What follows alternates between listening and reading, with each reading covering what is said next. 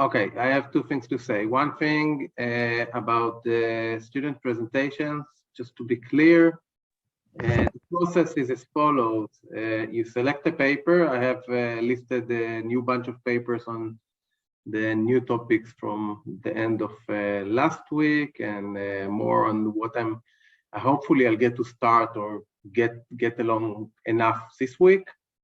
And if you want to present it the next this week, next week are filled, so like the 2 weeks after that, please go ahead and pick a paper.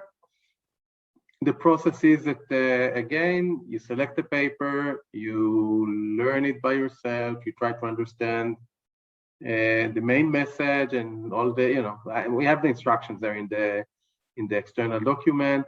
You meet with Yeshaya to get some feedback on your presentation. After that, you meet with me.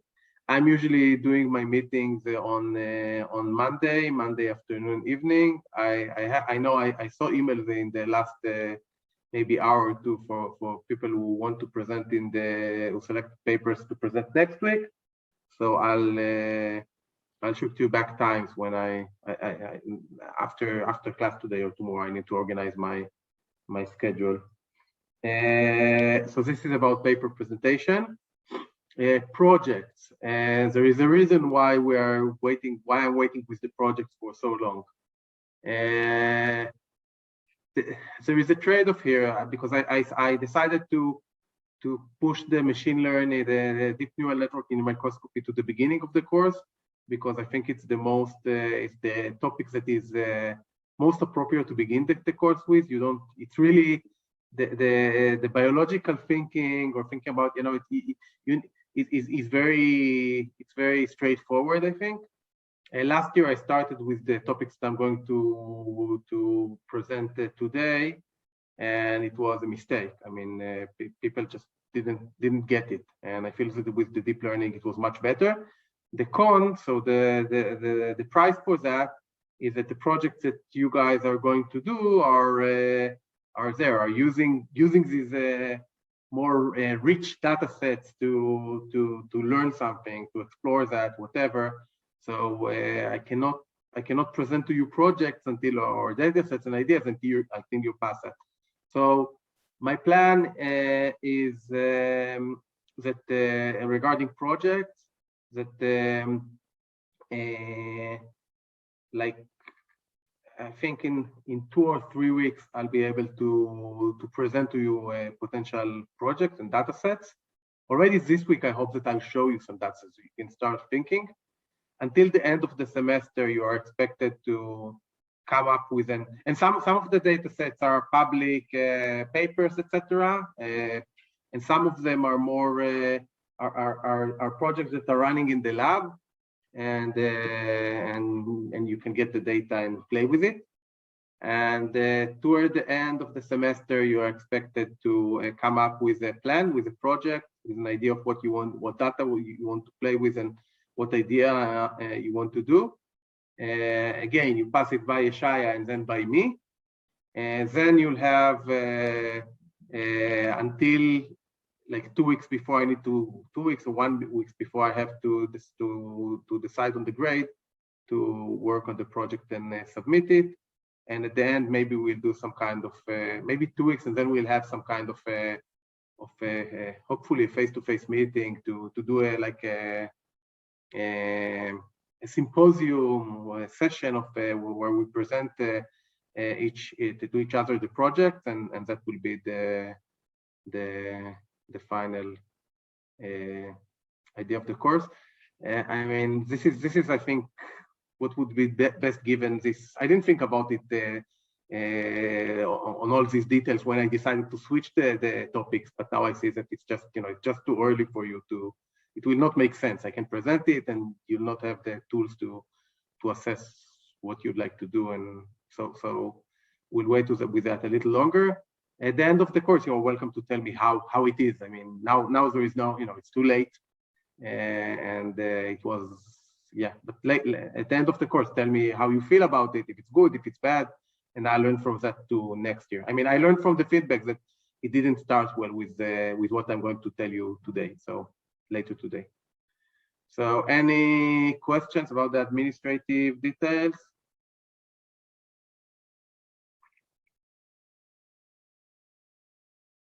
Okay.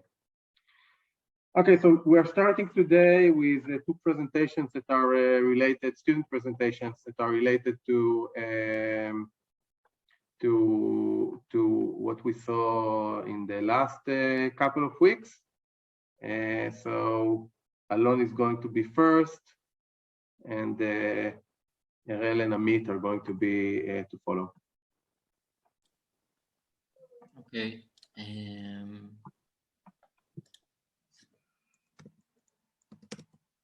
You can see my presentation?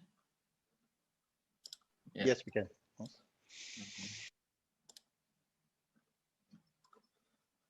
Okay, so I'll start. So my paper talks about in silico labeling, which was discussed in the previous lecture. And what they do is they do it for low magnification imaging, which is basically zoomed out, right? The images, so the cells are smaller. And they also offer practical measurements for how good the reconstruction is. So very quick background. So we saw that fluorescence microscopy can be really cool and biologists can do new things with it and find new things about cell structures, etc. But it has some difficulties, among them that you can only acquire a limited number of channels for each cells, and it's a complex process, so it's hard to acquire all the data. And what some papers do is, and Assaf presented them, so they take the bright field images input and they predict how the fluorescence target will look like based on the fluorescence data that they have. So they train a few networks, unit networks, each one predicting a different fluorescence channel.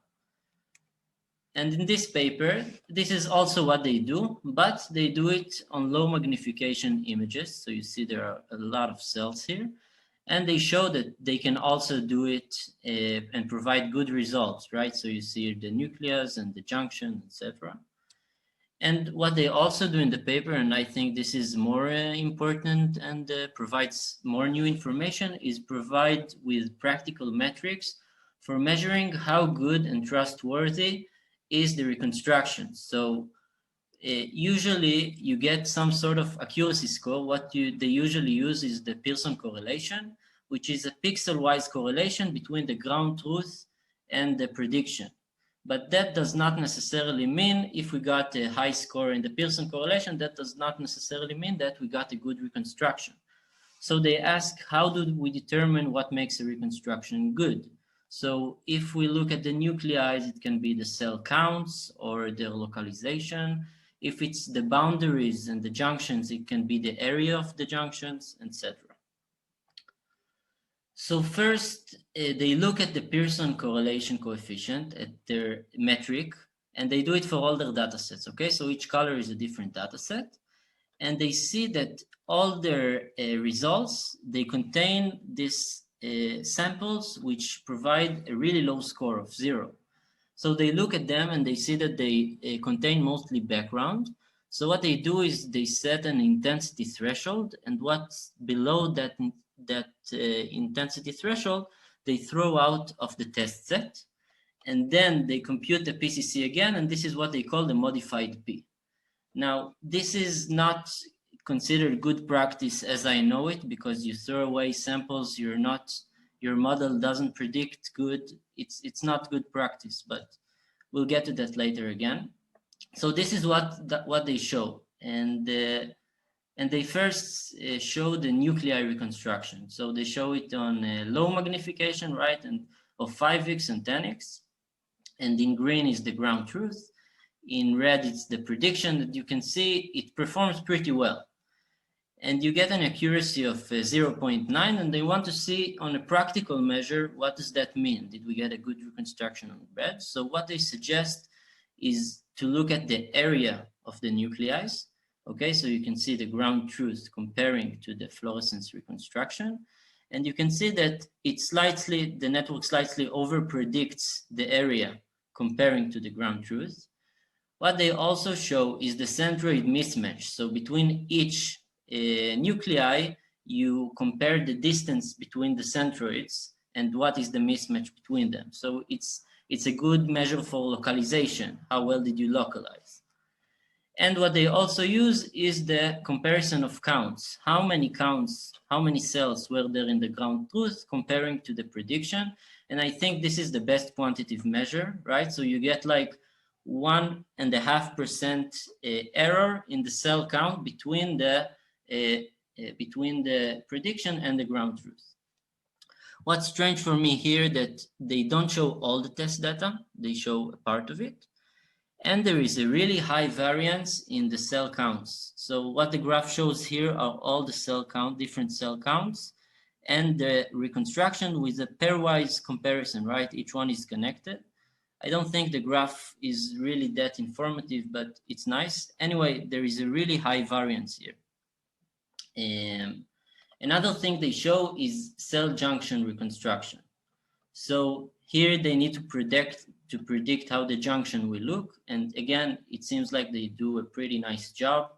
And the accuracy score is 0.74. And they again want to see a practical measure for it. So first they look at the intensity across the line to see how well they predict the intensity. And they show they do it quite well, but this is quite anecdotal, right? Because it's merely a line. So I don't know about the whole data, how well they do. And for that, they propose to, again, look at the area of the junctions of the ground truth comparing to the prediction, which is a good practical measure in my opinion, but they show it on the training set. So for me, it doesn't say much, like you have to show it on your test set if you want to convince the reader. Another thing that they do, they compare how low and high magnification images behave, how the models learning them behave. So we see here 5x, right? So this is from far away, and 20x zoomed in. And this is a bit strange. You see after just one epoch that their network performs really well. And it's really impressive. And here you see the cell counts, the nuclei counts for the 5x and for the 20x. What I saw when I looked at it, I thought, well, after 5 epochs, you're doing pretty well already. This is the ground truth. So why to continue for 500 epochs, right? It looks like overfitting. And also here in the 20x. And another thing they show was the effect of the training set size. So they try to do it with a small number of images and see how well do they do the cell counts and the junctions.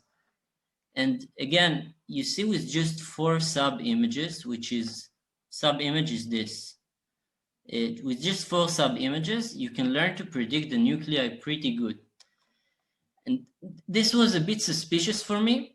And I thought, well, maybe they first divide into patches and only then divide into train test split. And that means if that does happen, it means it's a data leakage, because it means that your train data and your test data comes from the same distribution. And I looked at their code, and it is indeed what they do, right? So they first split images into patches and only then perform the train test split, which is, in computer vision, it's bad practice, basically. Okay, so to summarize, they do provide with some practical measures that I think are good for assessment of the reconstruction. And they demonstrate it on low magnification data, and they provide this modified metric for the reconstruction. So the critical points, and I mentioned most of them already, so the modified P is not so much a new metric, it's more pre-processing, and it's pre-processing that raises questions to why did they leave out those images. There were a few methodological issues that I mentioned before. And the most hard one, I think, was the train test split one. And the last thing is, and it's not a big one, but their method, they do provide with practical measures, and it's systematic, but it can be even more systematic. For example, it would be nice for me to see a unified metrics that accumulates both the pixel-wise prediction, which is the PCC, and the practical measures they use into one metric. That would be really nice to, I get one metric to see how good my reconstruction is. And one question I had, and maybe Assaf could answer it, is what about other organelle structures? Like they show on the nuclei and on the junctions, and I thought, I don't know the other ones, but I'm guessing there are a lot more structures, and what practical measurements can we get for them? So this is it. And if you have any questions, I'd be happy to try and answer. And otherwise, thanks.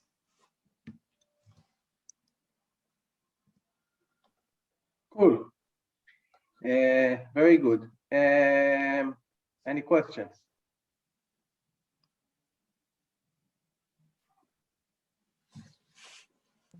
Actually, very clear. Thanks. Actually, I have a small question maybe for you, Assaf.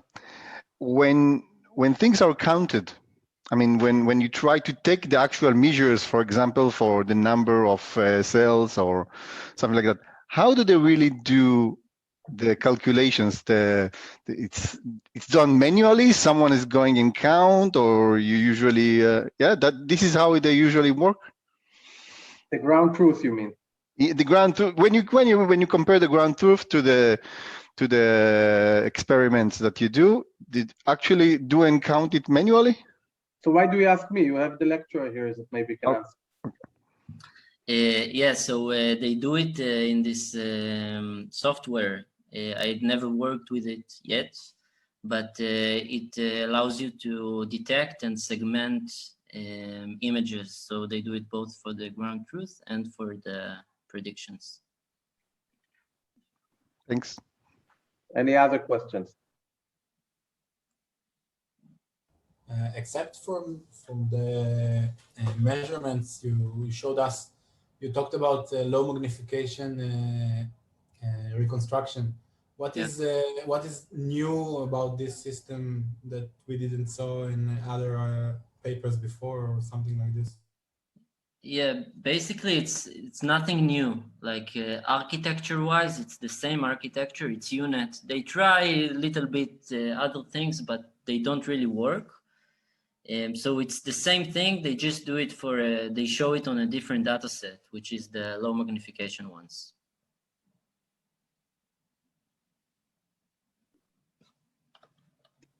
Any further questions? Okay, so I want to say a few things. First, Gil, annotations. So yes, I mean, basically what people do in annotation, either they manually count or mark or whatever. The other option is doing it, and now people more and more do it, is semi-automatically. So they apply an automated tool, and then they go in and correct the mistakes of the tool, and then and this is a limiter. This is for many applications. This is what defines the limits, right? I mean, the ability to annotate data or to automatically process and then correct your annotation. It's not relevant here specifically. It's just a general setting. Last week, we've seen a paper about predicting early when a cell will differentiate to a green or a red or something like that, if you remember. And they did lineage tracking. They did lineage shoshalot. So over the generations, think about it. You need to be perfect in your tracking. If you do a small mistake, you lost your lineage and that's it. And you have temporal order. It's very hard to do that right. And I talked to once I met the guy of this paper, and he's generally doing a lot of lineage tracking work. He has even a tool he had it was one of the first papers that I read when I tried to enter this field. It's called this, he had the TTT, Teams Autonomous Tracking Tool. Anyway, that's not related. But he told me that in his lab, every single cell is validated manually. So over trajectories, it's a bunch of manual work, but if you have a valuable data set that you want to learn something big from it, this would be something important from it. You need this accuracy, and you cannot do mistakes. And it depends on your question, because for some questions you don't need to be completely accurate, and for some you do need to be. So you need to decide how hard you are willing to work for accuracy, depending on the question that you want to ask. So this is a very general statement. I think it's true for here and not only here, right? Depends on what you want to achieve, what you want to extract from your data.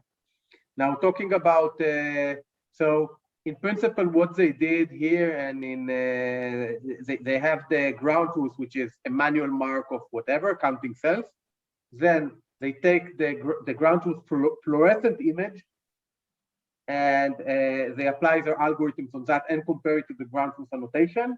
And then they take the reconstructed image and compare it to the fluorescent image, right? So this is how they assess the quality. One thing about the question, Leon, about low magnification. So I think that the one thing that Alon, I think, did not say is that low magnification. So there is nothing new technically, but the new thing is that they showed that it works for low magnification. And low magnification is the quality of the images is different from, is less than what you get in high magnification. So it's kind of should be a harder problem. And the big advantage here is that if you think what are the applications, so low magnifications means also high throughput. So you can get a lot of image from low magnification, very fast, etc., etc.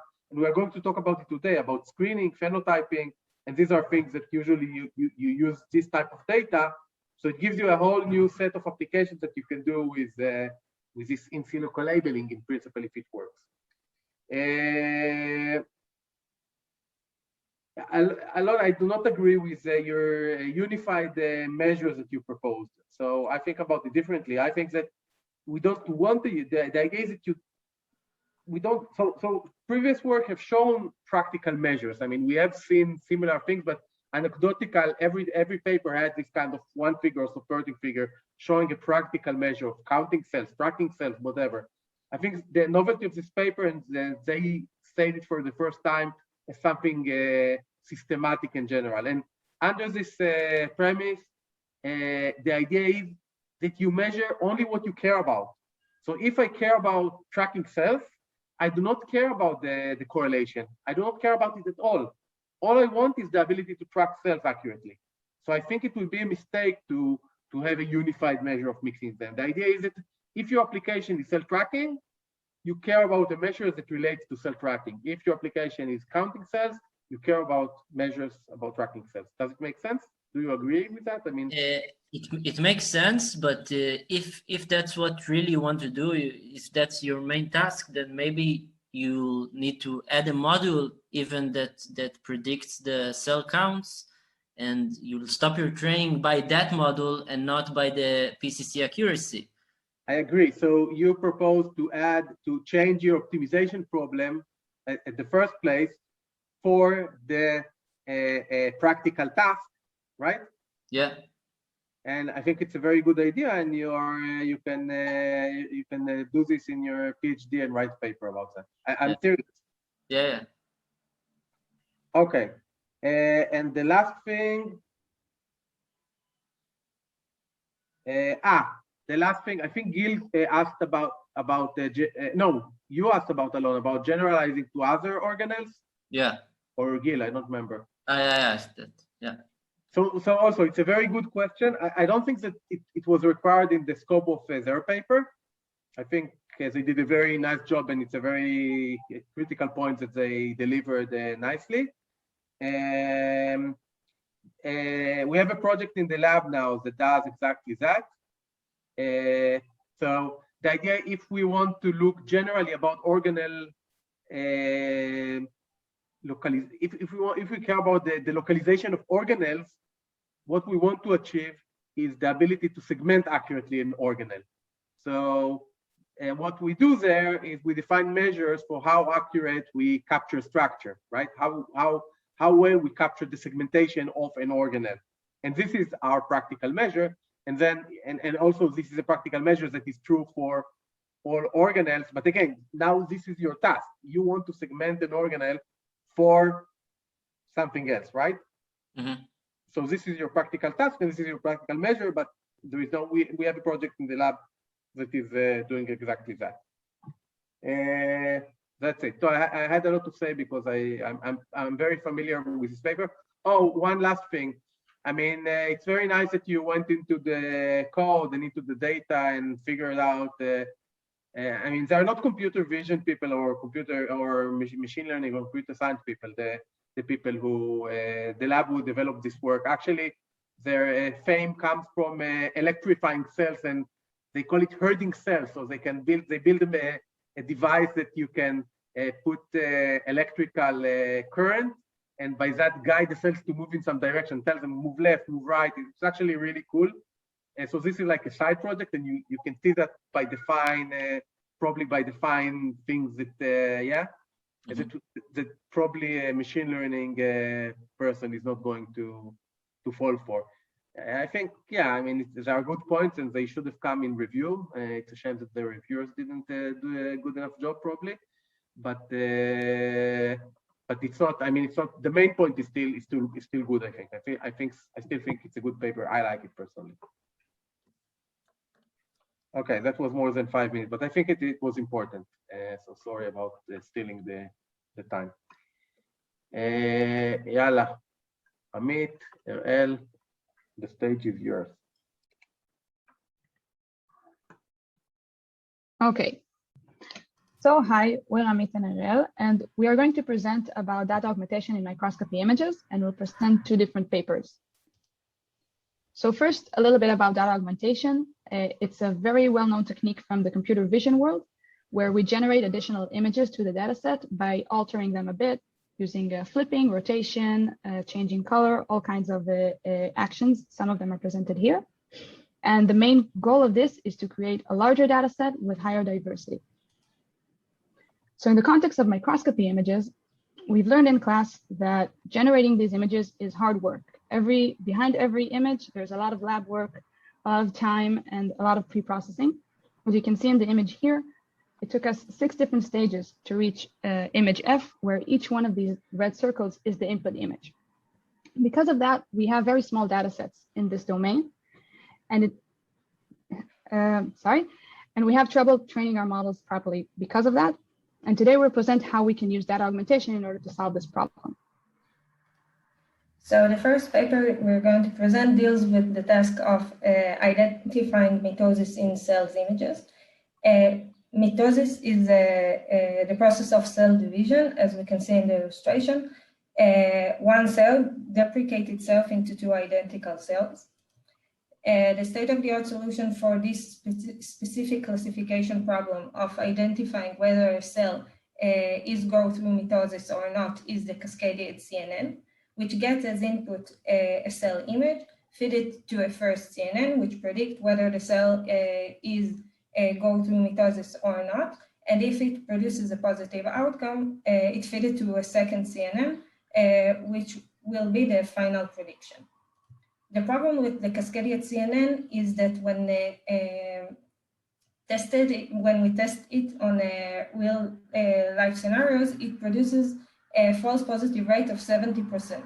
Now, what does it mean? It means that if we look on all the non-mitosis images, 70% of them will be classified as they do go through mitosis, which is quite a large error. So what they tried to do in this paper was to use data augmentation in order to reduce the false positive rate. So the first thing that they did was to leverage the resemblance of the mitosis image to the digit 8 image. So they take all the images from the MNIST dataset of the 8 digit and feed it to the model during training as it was a mitosis images. It reduces the false positive rate to 63%. But of course, this is not enough. And we can see why it didn't work. The 8 digit is resemblance to a specific stage of the mitosis process. So it cannot recognize this process. The second thing that they did was to try to generate new samples using the GAN architecture. For those who don't know, GAN is constructed out of two DNNs. The first one is the generator, which receives random noise and produces a fake image. And the second one is the discriminator, which gets the fake image and a real one, and try to distinguish which one is real and which one is fake. They tried two types of GAN architecture, and the AC GAN was produces the best performance of false positive rate of 43%, which was an improvement.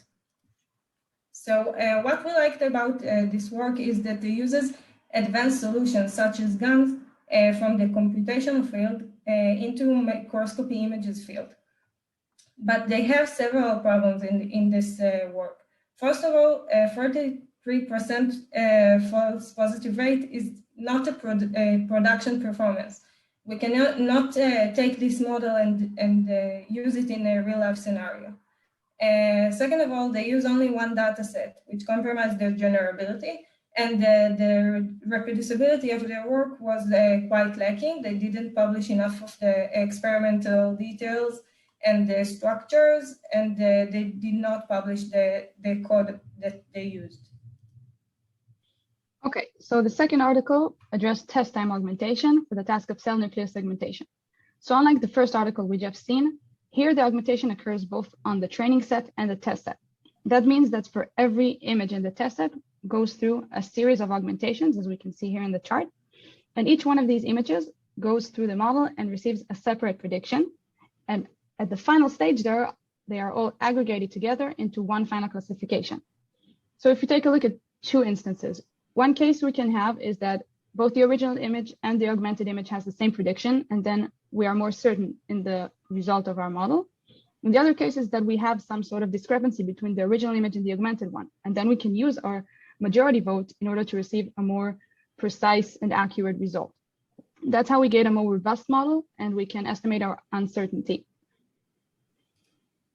Okay, so as I mentioned, the task was cell nucleus segmentation. So what they did here was they used two different data sets, one of fluorescent images and one of tissue images. And they also used two different models. The first one was the UNet that we've seen in class. And the other one is the MASCAR CNN, which is a very common network architecture for image segmentation. So they all went through the test time augmentation. Every image went through augmentations and a different prediction. And they're all merged together into one final segmentation result. So here we can see a bit of results. We can see the difference between the two different data sets. The first top row is the fluorescent images, and the two bottoms are tissue images. And on the columns here, we can see the result of the model compared to the ground truth. So we can see it in green are the true positive pixels, and in blue, we can see false positive pixels, and red are the false negatives. So if we compare the models with and without TTA, the test time augmentation, we can see several areas in each image that reduce the amount of false positives. And this was the result for the UNet, and we see very similar results for the MASCAR CNN. We see in every image a reduction of the false positive pixels, which are the blue ones. And if we take a step back and look at the actual numbers for the entire data set, we see here the mean average precision for the Kaggle Data Science Bowl competition of 2018, which was, its topic was actually cell nucleus segmentation. Kaggle 1 and Kaggle 2 are the first and second places of this competition. And the Hollandi et al. Is the MASCAR CNN that was tested in this article compared to the test time augmentation. So we see here a very slight improvement of 0.011 in the mean average precision. And they compare it to the difference between the first and second place of the competition, which was only 0.017. So our personal input regarding this article is first, like the first article that Amit presented, I think it's very cool that we see here the usage of a very well-known technique, which is the data augmentation. We know it from the computer vision world, and transfer it to the microscopy images and use it to our benefit.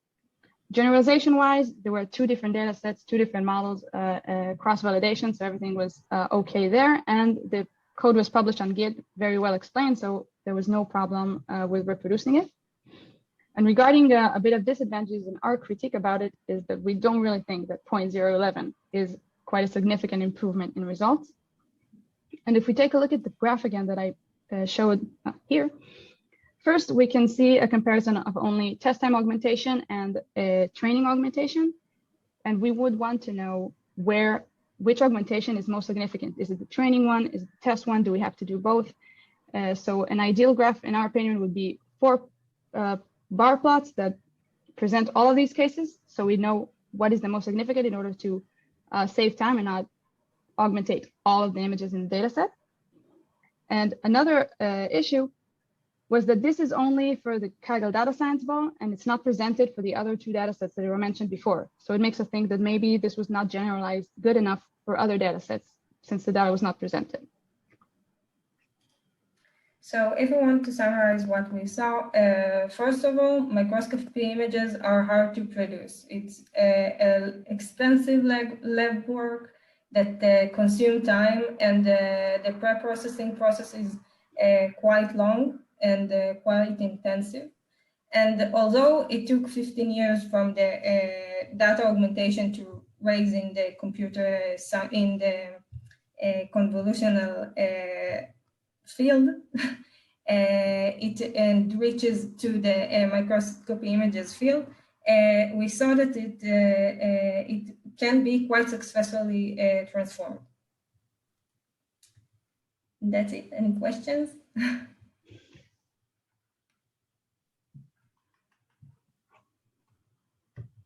קדימה, שאלות. I have one question regarding the mitosis, if you can bring it back, the slide. Yeah, I will go back. Yes, it's a little bit back. Yeah. Here, you can stop here. So you said that they added the digit 8 because of the second picture in the mitosis. But it actually seems like a 0 for the additional mitosis picture. It's more round when it's not in mitosis.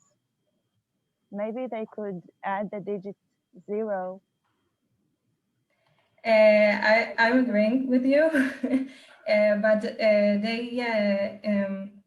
we didn't present the whole result that they showed, but they tried to add all the MNIST dataset as they saw that it can be resemblant to the digit 3 or digit 0, and it didn't improve the results. So with just the digit 8, it does improve slightly the false positive rate.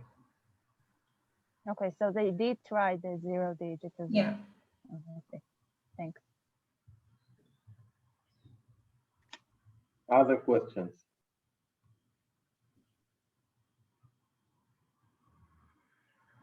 Okay, so I have a few things to ask or to comment. So first, now I think about it because I know a little bit. This is an Israeli lab, Tel Aviv University, biomedical engineering. And actually now, because when I spoke to Amit and Erel, I said I was wondering where did they get this idea of taking data. One limitation with that is that even if it's helpful, basically it limits to a very specific stage in cell cycle, because in other stages it looks differently. I mean, cell cycle is a dynamic process and you can follow it over time. So that's one thing that I think is not captured here. Now, when I think about the lab, I know that they had previous work that they used the transfer learning in microscopy. So they took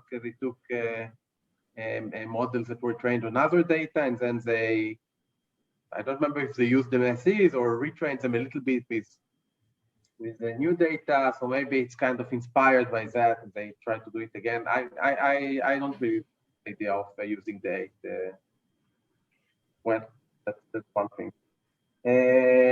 I just want to highlight that the false positive rate here of 0.63. I mean, if you think about it, Looking for mitosis, it's a very unbalanced problem. You're looking for rare events. Most of your data is non-mitosis events, and a false positive rate of 0.43. It means that it's for practical reason, it's not useful for anything. Right? When you're going to get falses all over all the time, right? So that's one thing that I think should be mentioned. And I have a question regarding your timeline. Mm-hmm. I will get there, just a second. Yeah. Yes. So what is that? So this is using augmentation in machine learning and in microscopy.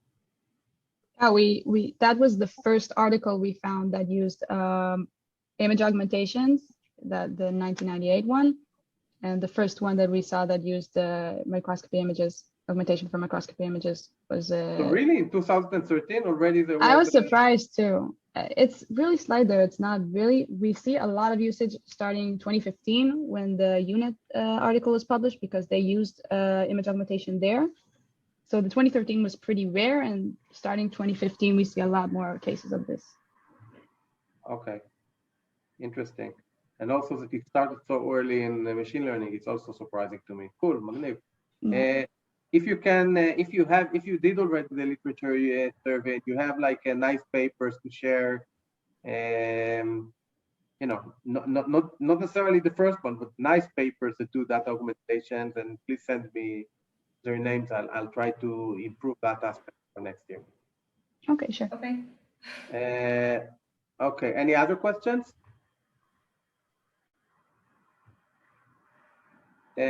Okay, I think we are very איך אומרים רף באנגלית? Bar.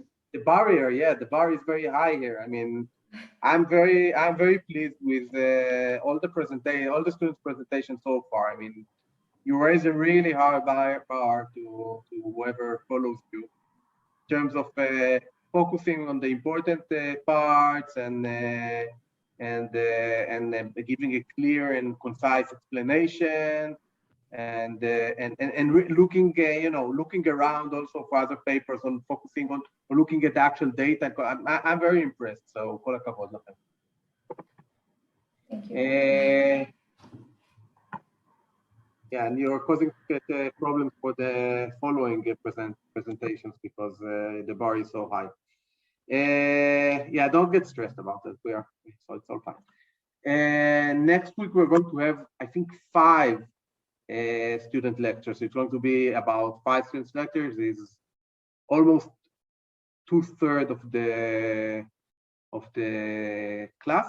But I think it's really good. I really enjoyed it, and I think this series it's working. So I can follow at least. I hope that you can follow as well. If you have feedback about that, then please say. We can still fix things throughout the semester. If you have feedback on that, I really want to improve this course. So please feel תרגישו חופשי ותרגישו בנוח. Okay, so at the last part of last week, I presented my project. That actually last night I sent the final version for publication. So it's since it's almost a full year since it was put on as a preprint, but now it's going to come out in its journal version. I'm going to very quickly go through it. I added a few other slides that I thought would be interesting in some contexts as it relates to what we've seen previously and after that I didn't show last time. So things that I showed I'll go very quickly, and others I'll focus a little more. And I'll stop in the middle here to have a break. Okay, so I remind whoever wasn't and didn't watch the recording, which is a big no. That the project was about interpretability in deep neural network. So the idea was, I mean, neural networks are very powerful at finding patterns within data. but their big drawback compared to extracting features that you know in advance what you want to measure is that you get a result, you get the classification, it's accurate, great, but you have no idea what were the driving properties, the driving cellular properties that led to these results. Now, for I don't know, for face recognition or face detection, it's not necessarily a catastrophe. I mean, as long as it works, who cares how it works? That's fine, right? I mean, but in medical applications or in cell biology, it's not going to pass, because if we want to understand, okay, we get something, but if we really want to understand this and to understand what are the reasons and what are the molecules and what are the molecules that play a role in this process, in order to come up with an hypothesis, we need interpretability. We need to know what the network has captured,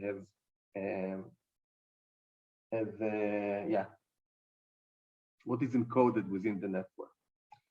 So the question was, can we predict metastatic efficiency?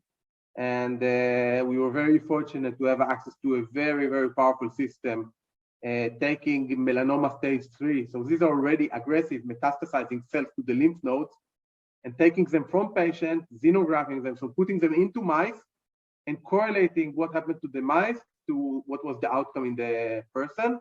And the outcome could be 1 out of 2.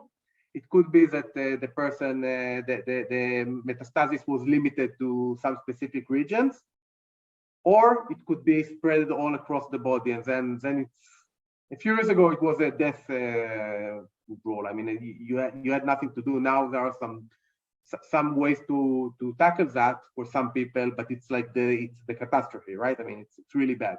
So we're really working on the edge here on very aggressive metastatic, and we want to know if it's aggressive or super aggressive, right? This is the low and high metastatic efficiency.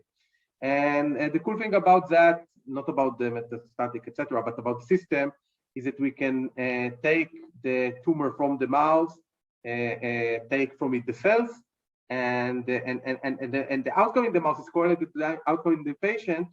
So we have like a very physiologically relevant system to ask what are the properties that discriminate high from low metastatic efficiency. And if we look at the genomics, it didn't help. I mean, we couldn't find anything there. And the reason is, at least what we think in melanoma, is that the central dogma of biology, DNA to RNA to protein signaling and cell state and function, it's not such a clear linear trajectory, because there are feedbacks and there are other external factors that come into play. So if we want, I mean, for some things, genomics is fantastic, but if we want to look at this, at melanoma, which is highly, there is many mutations and a lot of things that happen in here in the way, we need to look for functional readouts, for something that is more close to what actually happens in the body, and not for something. So actually what the cells are doing. So we need functional readouts to stratify melanoma. And this is our assay, which is quite simple. We take the cells, we place them on some material, collagen gel, and we just images with a simple phase contrast microscopy. Now, since we know that phase contrast microscopy contains a lot of information about the cell, although when we started this project, it wasn't known like today, we can think that the texture and the changes in texture within the cells will provide information that is important that will allow us to classify the difference between high and low metastatic efficiency. When by staring at these images, it's really hard to say anything. When we looked at measures that are standard measures for cell behavior, like motility and the shape of cells and stuff like that, we couldn't find anything discriminating. So, but we were hopeful that the texture will do the trick. So these are the individual cells. Developed an image analysis pipeline to take this type of movies and cut them into tracking single cells movies, which you see here. And then this is our atomic unit of information within the system. And now what we do, we have here 2 stages. One is an unsupervised stage, and the second is a supervised stage. In the unsupervised stage, we trained an adversarial autoencoder to encode the appearance of a cell. So what you see here, we have here the first part, which is an encoder taking an image and compressing it, in this case to 56 numbers. Then we have a decoder that takes these 56 numbers and expands them into a full-blown image. The optimization process is minimizing the discrepancy between the input and the output. And the upper part here is the adversarial component, which is kind of a regularization component to discriminate between true vectors, vectors that come from real experimental data, from the real distribution of cell images, to just vectors of 56 numbers that are come from not from these images. And this gives us a representation of a cell appearance, which is independent of any label. So we didn't give this network any information about whether it's a high metastatic or low metastatic. Moreover, we even plugged here many images of cell lines, so cells that didn't go through this my system. There are cells that you just buy, you go to the store and you buy them, and they're much easier to handle, but they are less physiological relevant, and we don't know their metastatic efficiency, and melanocytes, so normal cells, and clone. So we took a lot of data of this type of melanoma cells on all conditions, and even the healthy cells, and we trained this network to actually generalize it and to get a good representation of how melanoma cells look like. And the second step would be to take this vector as a, first. So here's the training, and you can see, for example, here that it starts with a blob, and then it becomes more and more similar to the appearance. So this is just the training process over time. A fun fact is that actually, we used networks that could reconstruct the image better, but they performed worse in terms of the classification, which I'll show you later. So sometimes it was important not to get the best reconstruction of the image in order to get the best result. But this is an anecdotal observation. So now we have an unsupervised way. So, some people call it a self-supervised, right? To generate a quantitative high-dimensional representation of cell appearance. Why is it a representation of cell appearance? Because we can take these 56 numbers and just from them generate a full-blown image of similar to the input image. So it means that we're have a compression of our image. Okay, I want to stop here so we can have our 10 minutes break, and I'll continue after that. I'll stay for a couple of minutes if anyone has a question or want to discuss anything.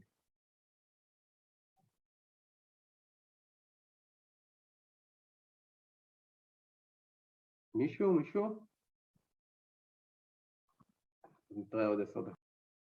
Okay, I'll start. I hope the rest are just taking a little longer break. I remind all of you that I'd like people who join class to open their מצלמות. So, okay. So I stopped at the point where we're taking the encoder, and now we want to use this latent cell descriptor as a quantitative representation of the cell appearance. And these are slides that I didn't show last time. I decided to include them. And we wanted to verify empirically that the adversarial autoencoder latent vector is a quantitative measure for cell appearance. So what we could do, one thing that we could do is take the image, encode it, get a descriptor, change features around, and then decode, and then watch the image and see how it changed. And then we can control the ability to, we can morph cells from one to another, and we can control the ability, we can see how much the image changes as we change the parameters. So here is what we get. We add noise to the encoding, and we generate images. So what you see here at the bottom left is the true image. Here is a reconstructed image, and when we add noise, we can each time add the same amount of noise in different ways. So we can get panels of different cells, right? So here are cells that we add with noise, and you can see that the image is becoming moving further and further from the the original image, and you can see here the reconstruction error that is growing kind of linearly. So the noise is in the inner vector, right? In the middle vector. right. This is where so you put the noise. We take the encoding. Yeah, we take the encoding. We add noise to this vector. We decode it to an image, and we compare the in agreement from the reconstructed image to the original image, and this is the y-axis, right? So just to show that what we do makes sense, right? That it's not that we can use it as a proxy of a metric, right? Of a similarity metric. So here is a cell morphing from one cell to another cell. So we just took two melanomas and morphed them one to the other, and we can see how they change, how the similarity changes from as they go. One is growing and the other is decaying as expected, and along most of the trajectory, it also seems almost linear, right? I mean, another validation. We took a cell, and then we compared it to the same cell in its future, right? The future of the same cell. Like I think we took like, I don't know. Here it's written 100 minutes later in the time lapse, and we compared it to a cell next to it, which is from the same frame, but it's a different cell. And this is the heat map that shows that most of the data, and this is a bit tricky because you can get artifacts, right, that are dependent on the illumination of the same situation or something else, which are not related necessarily to the cell function or something, but it's like confounding factors that are related to the imaging. But we still get that the same is the cell, and also the cell changes over time. So in 100 minutes, the cell can look completely different, but still a cell looks more similar to itself in the future than to a different cell in the present, okay? Another point that I think is very important, and also for things that I'm going to show you later, maybe today or next week, are batch effects. And this is critical in microscopy, because you take your cells, they can feel better or worse. I mean, they're very, you can take the cell from a different mouse, or even in a different day or a different operator of the microscope.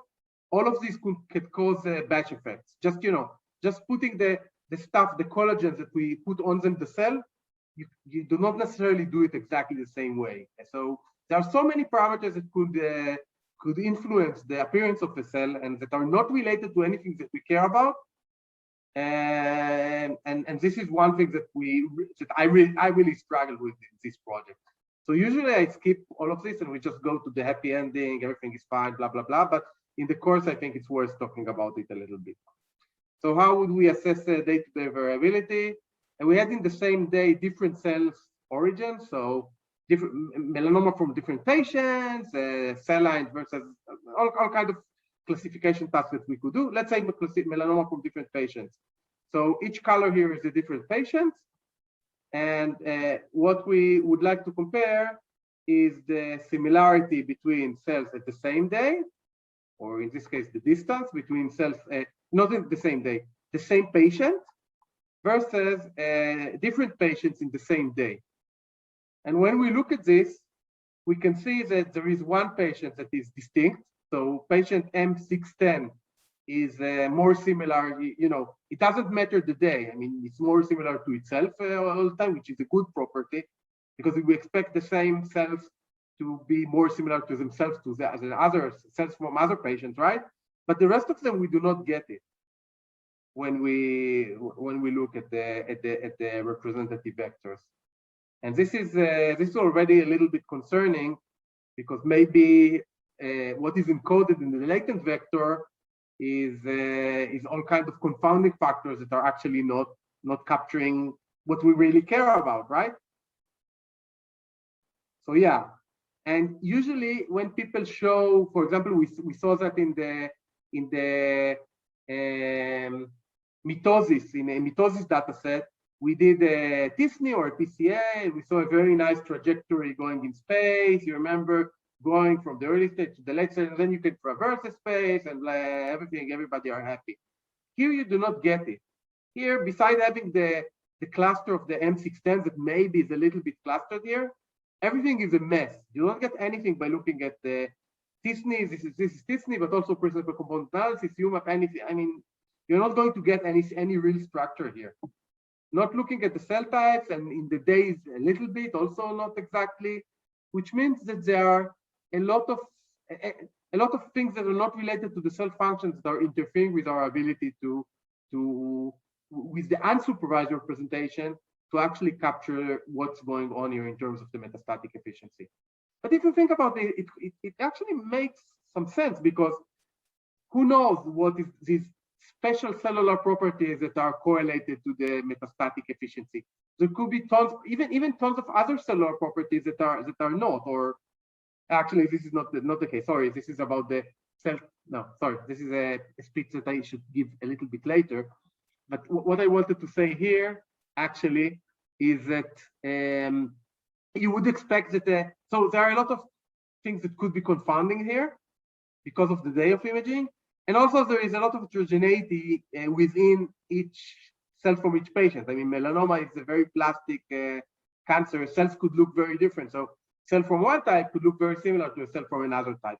But still, I would expect if there is if the strongest terms of variability would be a distinctive property of the different cell types, this would be a very positive property of the data, which here just makes things more complicated. So how would we go about it? So the idea is, okay, we have an unsupervised representation that is a mess, but if we now use supervision, we can guide to the features, right? We can weight the features in order to push them to domains where we want to, for the tasks that we care about. So here it comes, for example, this way we can avoid all confounding factors. So all the features that are somehow related to confounding factors, we can give them very low weight and give high weights to the features that are actually important for whatever task we care about. Okay, does it make sense? Yes, no? Please ask questions if you have. Assaf, I have a question on the last slide. Yeah, I didn't understand, because if I say, if we take, for example, the right image, when the distribution is by days, we don't want it to be a specific group for each day. This says that the external variables are affecting the batch, right? This is exactly. So the idea was to see. We were hoping, and we were sad to see that it didn't work. We were hoping to see structure on the left and no structure on the right, right? And this would mean that it doesn't matter what day we're imaging. It matters that the different cell types, we can discriminate between them. And on the other one, that's divided by patients, it's not the same cells, so it's different cells for each patient. Yeah, so you take a tumor from a mice, right? So a tumor, you have a tumor in a patient, in a mice, you take it, in a mouse, you take it, and you have many cells within it, and you just put them, so you have many cells from the same patient, from the tumor of the same patient. Ah, okay, so different cell types from the same patient. Not different cell types, different cells. So each dot here is a movie of one cell.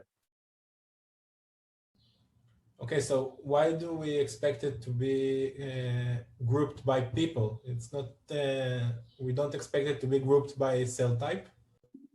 What is cell type? What do you mean by cell type? I don't know, like red blood cells, white blood, or something. No, all of the cells are melanoma cells. All these cells are these are melanoma cells from a specific patient. Okay. So this good is actually, it's okay, right? It's not a mess. We don't want it to be grouped by people, because this. We do want to, because we would expect the melanoma cell in patient A to be more similar to the same patient. I mean, basically, if you think about it, it's clonal. I mean, what happens?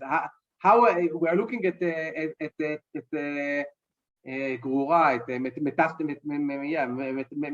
tumors that metastasize to a remote organ. What happens there? It's a single cell or a small group of cells that goes from a primary tumor evades to the bloodstream, survives in the bloodstream, goes somewhere out in some other organ, and then it grows, it makes the metastatic tumor, right? So if you think about it, it all started, let's say, from one cell, right? So you would expect the tumors that comes out from one cell to be more similar to between the cells within it to another tumor that comes from another cell from a different patient, right? Assaf, Okay. they take a biopsy from the mouse. The biopsies from the patient. The mouse, they kill the mouse and take out the tumor and dissolve it to single cells. And so they take the biopsy from the mice, and then they image these cells. Yeah. Okay. Plate them and image them. Yeah. So basically, it's a cluster of different cells. Yeah, each dot here is a cell, but each color here is coming from the same tumor. The same tumor comes from the same. If you think that it's originating from one cell, so it's all the lineage of one cell, right? It's all the sociality is one cell. There is one common father for each color here, and one single cell that originated all the population. So in principle, you would expect that looking at unsupervised representation of appearance, I would expect, or at least I expected, that they will be more similar to within the patient than between the patients. I'm sorry, but I still didn't understand if each dot here is a cluster of cells or a single cell. A single cell. A single cell from the biopsy that you took from the mouse? Okay, so you separate the cells from the biopsy and you take from each patient several specific cell type. Not cell types. It's look at these movies. I mean, this is one movie you see. I mean, you have your many cells. All of these cells came from the same patient. I understand, but they can be different types of cells, fibroblasts. No, all of them are melanoma. There is an assay to make sure. All of these are melanoma cells. Yes, but melanoma, the cancer is comprised of several types of cells. It's not only one type of cell. Yeah, so I'm not going into the assay, into exactly how my collaborator did it, but he did develop it. It also was a lot of work of developing an assay that will allow us to look at just the melanoma cells from the tumor. Okay, so these are all melanoma cells. There are no fibroblasts here or anything else from the microenvironment of the tumor. Okay. Okay, so we can say that we expect all the cells to be the same cell type, and this is why you expected them to be clustered by the patient. Right. Okay. And there are not. Okay, so the idea is to put here now to add the supervised component that will push the latent space and put weights on it, on the features within the latent vector in order to solve a specific task. In our case, a task of high versus low metastatic efficiency. So the idea here, and it's good that we had this, Alon was very careful about the papers that he described about the training and testing. So we were super careful about that in the supervision.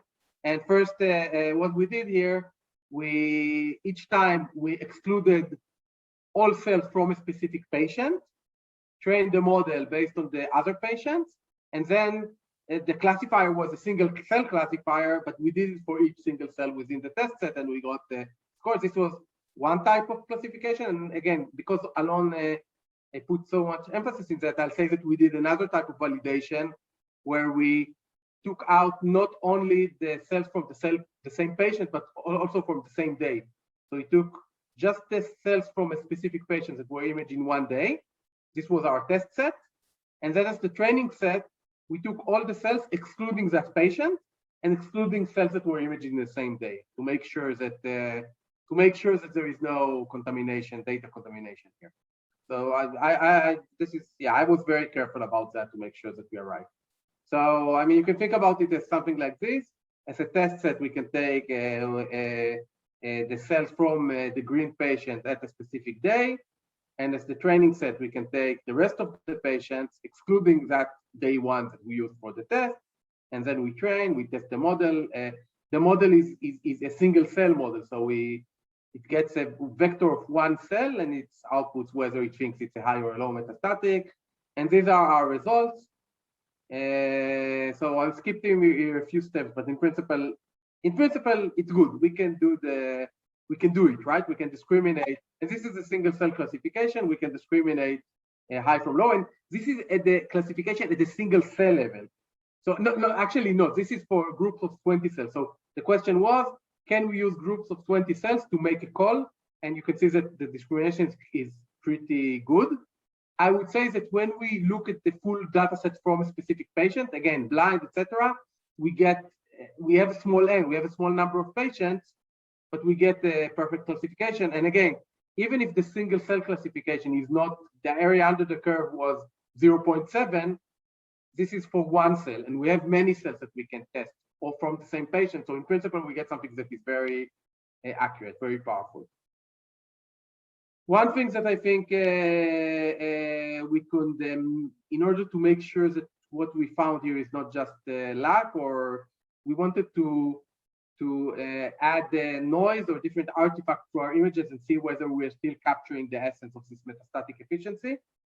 So what we see here are two ways to ruin our images, right? To reduce to take the images and make them not as good as they were originally. So adding a Gaussian blur to the image, you can see how the accuracy of our classifier is reduced over time, but it's still above the random level. And again, this is for one cell. So if we take a lot of cells, it still works pretty well. Even when we really, instead of this image in the left, we get this image in the right, we can still have some information to go beyond random. And if we play with the illumination, we can see that we can add light to the images and it's still fine. Our classifier works well. If we reduce the amount of light, at least in our data set, it goes faster quickly, but still, I mean, it's still above the random level. Okay, so it's the same classifiers trained on the original images, and we want to see whether they can generalize to images not as good as what we had in original, because we expect that some people might image them a little bit differently from what from how we did. Okay, so we did. So based on this, can we say that having a simulated emulation is good so that you can get more area under the curve?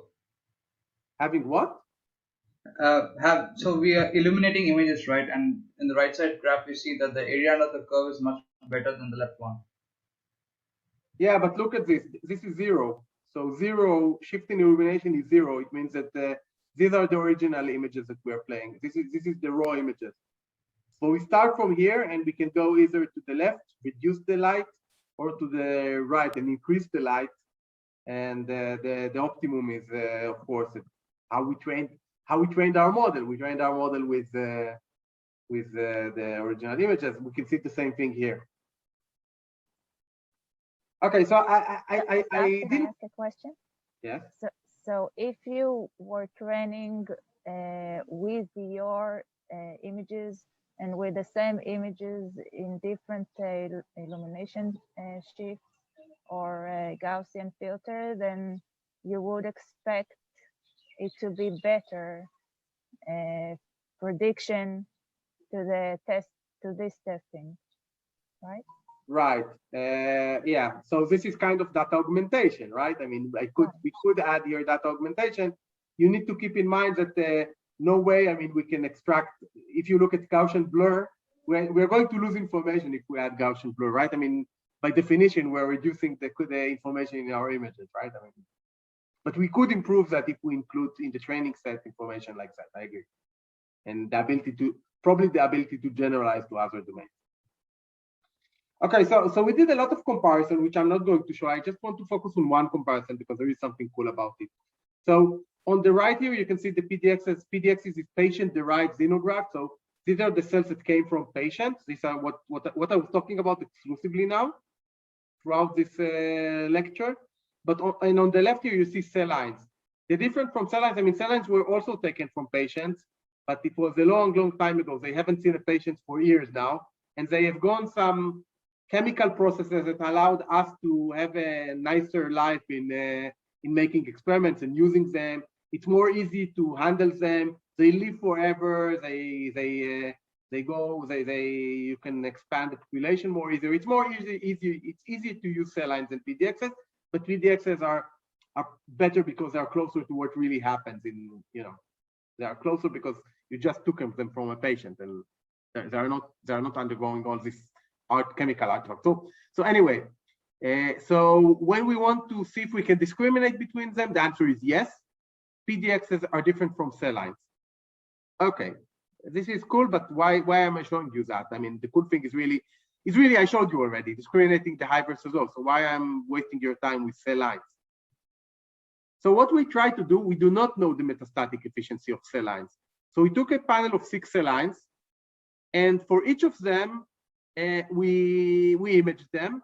And for each of them, we applied our classifiers that were trained on PDXs on this data, which is completely different from cell lines. You can see it here, right? They look very differently from cell lines, and they can be classified very accurately, discriminated very nicely PDXs from cell lines, but still we use a model that was trained on PDXs and want to see whether we can predict metastatic efficiency in cell lines.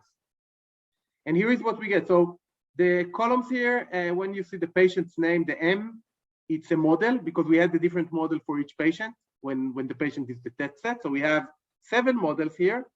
The color code is the confidence of what we think if it's a high or a low.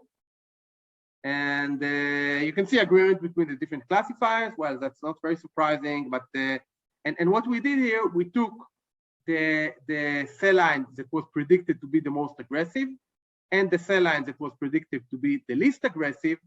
And now our collaborator put them into mice.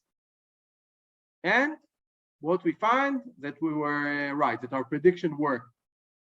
So it's pretty cool, and I have some other stuff to show you, which I'll not show, but it's pretty cool because the classifier have never seen a cell line. It was only trained on PDXs, and a cell line is different from PDXs, which implies from that the classifier probably learned through cellular properties that are associated, that are correlated with the aggressiveness of the tumor, of the melanoma. Okay, which is pretty cool, I think. Questions? In the image one before, and sorry, another one before. What does it mean exactly on PDXs that it's less than random? The classification? No. This is a different classification task. So we use the same representation, the same latent vector, but when we train the supervised classifier, the optimization task was, can you discriminate, instead of discriminated high versus low PDXs, we discriminated PDXs versus cell line. So it's just a different classes. It's nothing about, it's just, yeah. You would expect this to be high and this to be low. Okay, but again, that's great. I mean, now we have a method, and ideally we can now collect a lot of data and go maybe and do I don't know, make sure that it's real on much more data and do open a company and be rich and whatever. But maybe do diagnostics, right? I mean, maybe given a tumor, we can say if it's going to be super aggressive or less aggressive. Again, if it's work in high scale, because I need to caveat that we didn't have so much patients, right? We had 7 patients. That's all. I mean, we did some validation on the cell lines and other things, but it's still only 7 patients. So, and then okay, the MD can the medical doctor can see that this is going to be very aggressive, this is going to be least aggressive, and decide on how to treat more aggressively or less aggressively. It's fine, it's great.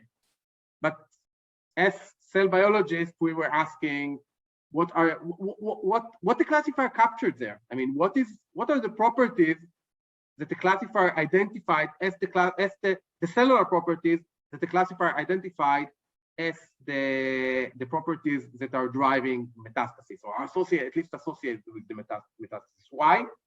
Because if these properties are driving metastasis and we know what they are, we can come with specific hypotheses, השערות, on what are the mechanisms, or what molecules are playing a role in this, because there is a lot of knowledge on when you see something that the cells are doing, or what molecules are related to that, and then in principle you can target that. You can try to find ways in order to target, to turn a very highly metastatic cell to a less metastatic cell, or screen for that, which I'm going to talk about in the next hour. So the first things that we did in order to decipher that is just taking cells, random cells, ranking them according to what the classifier thinks about them. So the color code is, I think blue is low and red is high, and rank them, and then stare at these images. Can we see something that says that high, the cells to the right are different to the cells from the left, right? Can you see anything?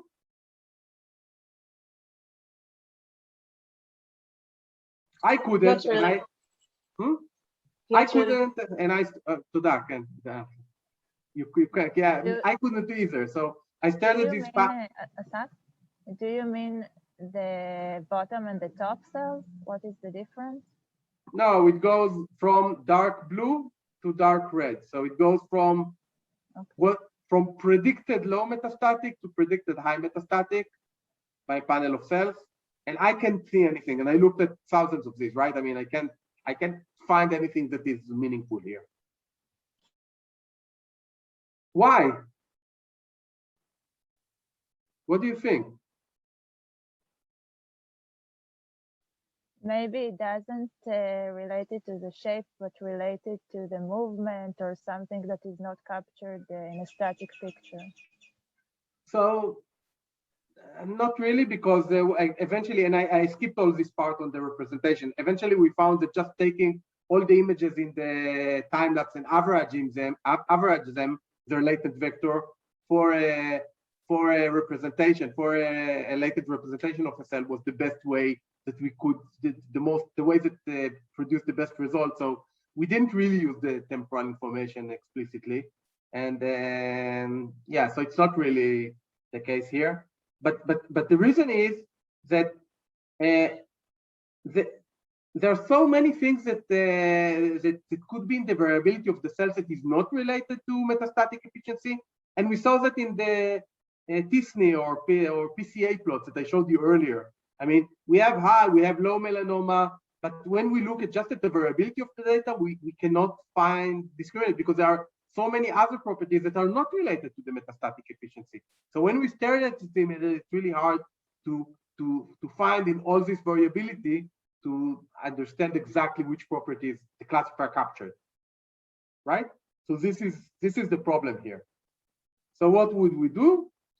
We did something very naive, but it worked, so we were lucky, and then we thought on how to generalize that. What we did here, we took the features and we correlated each cell image. We know the classifier score, and we have many features, right? And we have many cells, like we have many cells. So for each image, we took each feature and the classifier score, and we looked for correlation. So we looked for features that were correlated with the classifier score, with the hope that we find special features that are encoded, the melanoma metastatic properties encoded within them. And we were lucky. So we found one feature number 56, very surprisingly. And this troubled me a lot, because we have 56 numbers in this feature, Victor. Why would it be feature number 56? So it was complete by chance. It was really luck, I would say, but it was really, it took me a lot of time to get convinced it's not just a bug or something that is not related to anything. And what you see here on the left is the correlation. So you can see that the correlation is consistent across all of the patients. Each dot here is a single cell.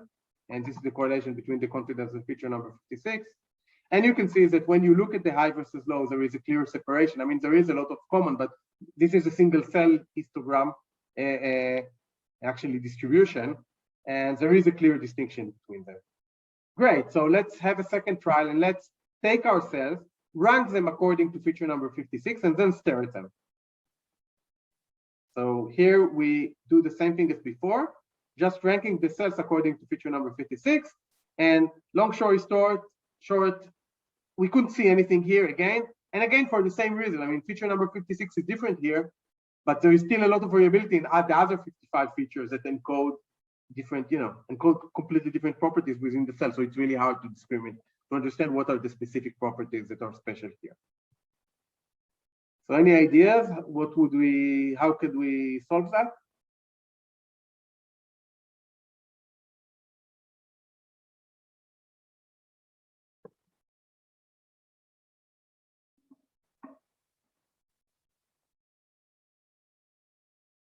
Okay, so I actually showed you morphing before. Usually I don't show that in my talks, but what we could do, and this is maybe a little bit too fast, so it makes my headache, makes me a headache.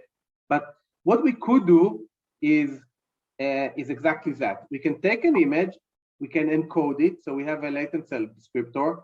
Then we can change this feature number 56, and we can turn. It's like turning a knob up and down. So we turn feature number 56 toward the high and toward the low, and then decode it, and then look at the image. And look at the image and how it changes as we change feature number 56, which we know is going to change. Also, we validate it changes what the classifier thinks about this cell. Now, the cool thing about this is that the rest 55 features are fixed. So we reduce all the variabilities that is not related to changing feature number 56 in our image. And this gives us a tool to generate fake images, synthetic images, with exaggerated feature number 56. And we can go, what you see here is z-score. So we can go to outside of the natural variation of our data and really take and amplify a subtle phenotype, something that it's really hard to see, and exaggerate it, להגזים, לקחת תכונה ולהגזים אותה, מעבר למה שאנחנו מוצאים בדאטה הטבעי שלנו, okay? And it works.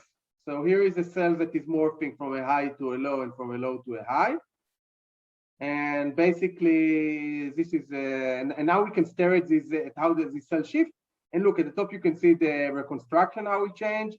At the bottom, you can see the differences compared to the zero, to not changing anything. And you can see two things. One, you can see that it becomes, and this is the difference, right? Actually, the diff plus, which, and this is the visualization of the change, which is the closest thing that we had to a saliency map, because it's not really a saliency map, it's something more general, more global that changes in the cell. But what you can see here is a change in basically in the intensity, in the bright field, which is a change of the reflective index of the cell. So it's a physical property that changes within the cell, how the light goes through the cell, right? We don't know what, but we see that for sure. And the second, we usually see this kind of a minimal protrusion, like fingers of the cells that are coming out when we go to the lower values. It's a negative correlation, so lower values means higher aggressiveness, right? More melanoma metastatic efficiency. So based on that, we think that it's what is encoded in feature number 56 and correlates to the metastatic efficiency is enhanced protrusive activities, these fingers coming out and in. That is really hard to see on the raw images, but we see them when we exaggerate them, and increased light scattering. And it replicates. So this is a panel of cells that we take and we just do the same thing, and we see it. It's not just one cell or two that we see that it happens when we play with this feature number 56, and it is specific. So if we look at all the other 55 features and we turn them up and down, and we look at the images, at the difference of the images, you can see a very clear pattern in feature number 56, and also the classifier, the change in the classifier score is very clear on this feature. And now, but still, all of these are completely fake, completely synthetic images. So maybe it's just an artifact, maybe it's not real, who knows, right? So what we could do now is we can use the time information. So we have images doing stuff, changing over time, and our classifier is not perfect at the single cell level, not at all. So what we can now do is pinpoint, look at a cell and look for a cell that the classifier thinks it's transitioning from a high to a low, or from a low to a high. Now, since we're looking at the same cell, we're reducing a lot of variabilities that is not related to the day of imaging, to different cells. We focus only at that cells and what changed within the cell over the time frame. And when we do that, we can see, so this is our cell, this is what the classifier thinks. At the beginning, it thinks it's a low, and then it thinks that it's a high. Over time, over a 10-minute frame, it's a very short time frame.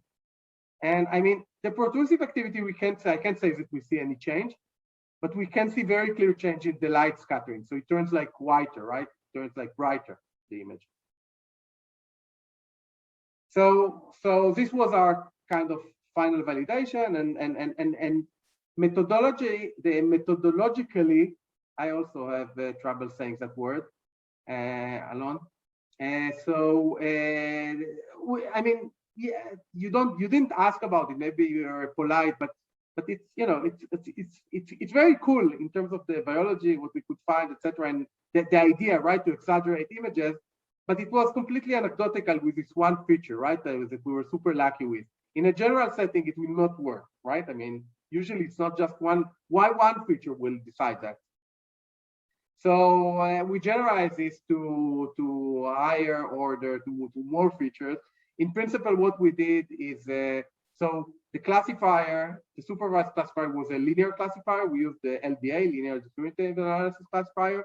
And this classifier, we can get from that the weights that it puts on the features. So it actually gives us a weighting of the features, and we can go along the gradient defined by these weights. So looking at linear classifiers, we have already a generalized method which works. And we also propose in this paper a way to go to nonlinear classifiers. So if you want to use a neural network here, for example, how you would optimize that. But I didn't do it. I mean, this is for future work. I mean, maybe someone in the lab will do it at some point, which I think is cool. Generalizing that, really generalizing that, because the focus of this paper wasn't this idea of amplifying, and feature number 56. We were happy with it, but it was pure luck. So just summarizing what we did: taking an image and encoding it to get an unsupervised representation of cell appearance, then taking this representation and adding a supervised layer to get classification. Another advantage of that is that we can now do classification with very small subsets of images. We don't need, because we don't train here a neural network anymore. We just have a representation, so we can go to smaller data sets and do train tests, etc. And also time-wise, I did here a lot of partitioning to make sure that I'm not contaminating my data with data from the same patient or from different days. If I would do that with the neural networks, it would kill, I mean, it would take forever training all these networks.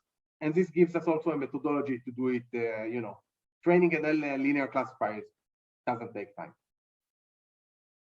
And then once we do that and we want to interpret these results, we can take our feature vector and shift it, tune it to be high or low by pushing it to the right direction in the latent space, and then staring at the images and doing interpretation. So this is the idea. So to summarize, what we might have discovered, metastatic efficiency is associated with a combination of enhanced protrusive activity, which I'm less certain about because we didn't validate that experimentally with live imaging, just with the simulated images, with the generated images.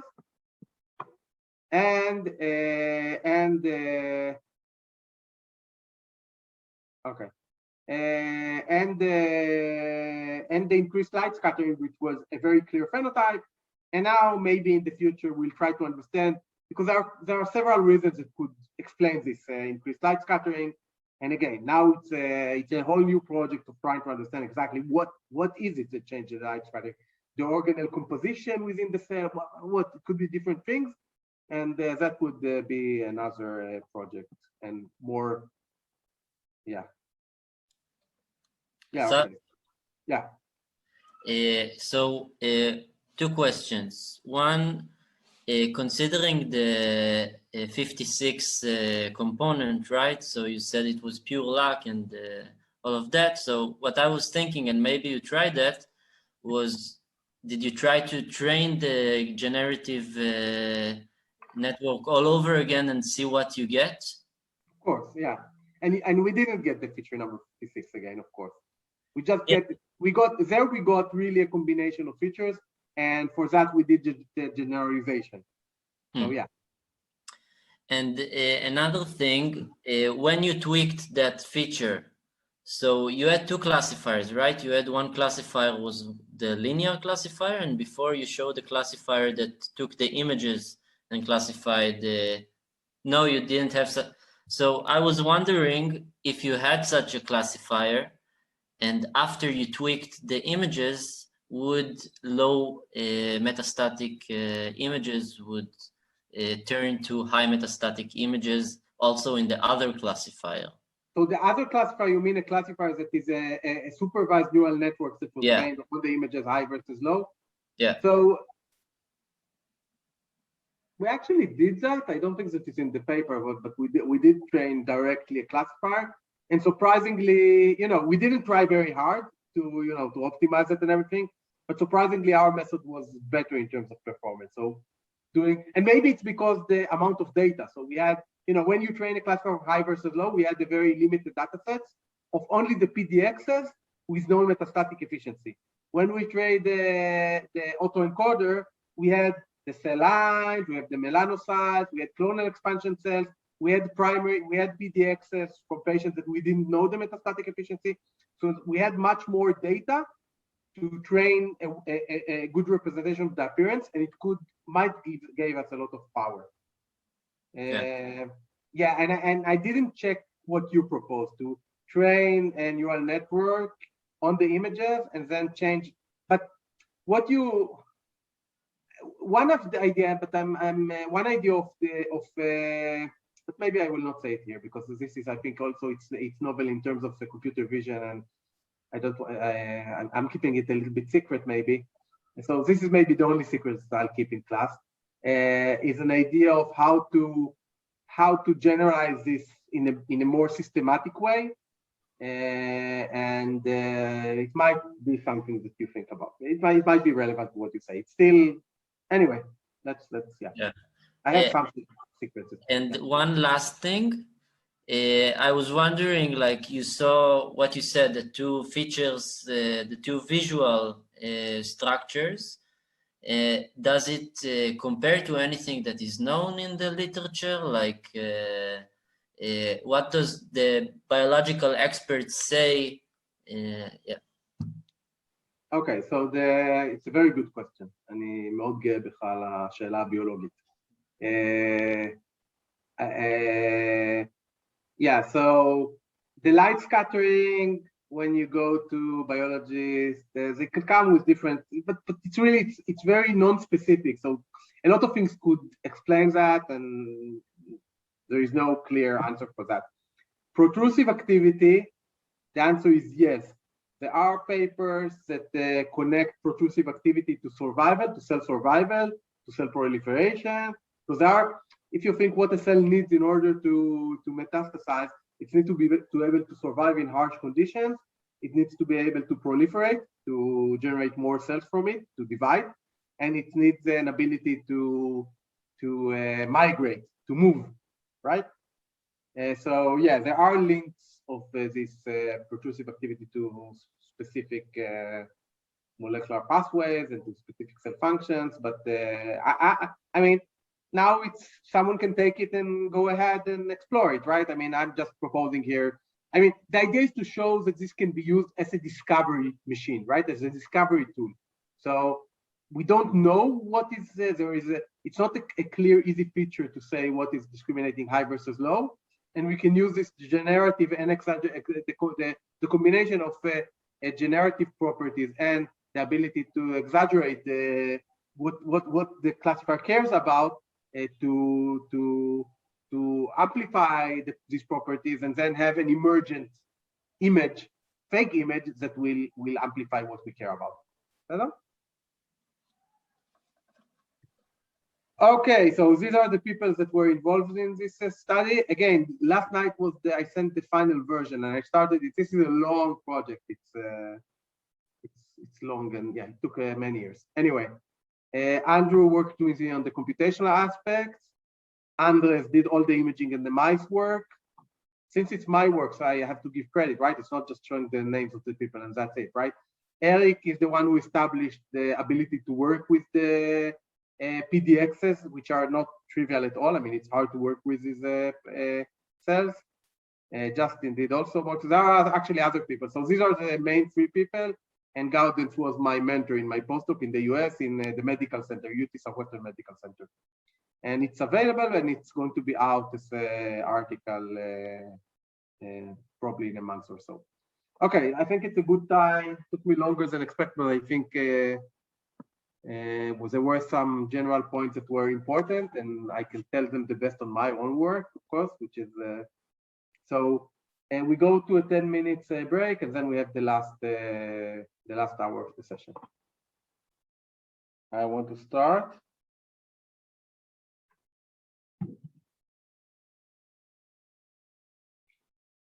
So we're starting a new topic. Image-based high-content cell phenotyping. That's the name. In a few minutes, you'll understand what it is about. And it's going to take us, I don't think that we'll finish this topic this week and not next week, probably just the week after that. And part of it, because next week we're going to have 5 student lectures, so it's going to take us more than half of class, and this is a long presentation. I mean, it's I have here, yeah, 135 slides, and I might change a little things at the end, add a few more things at the end. So it's going to take it's going to take at least the next this hour, next week, and probably at least some of the following week.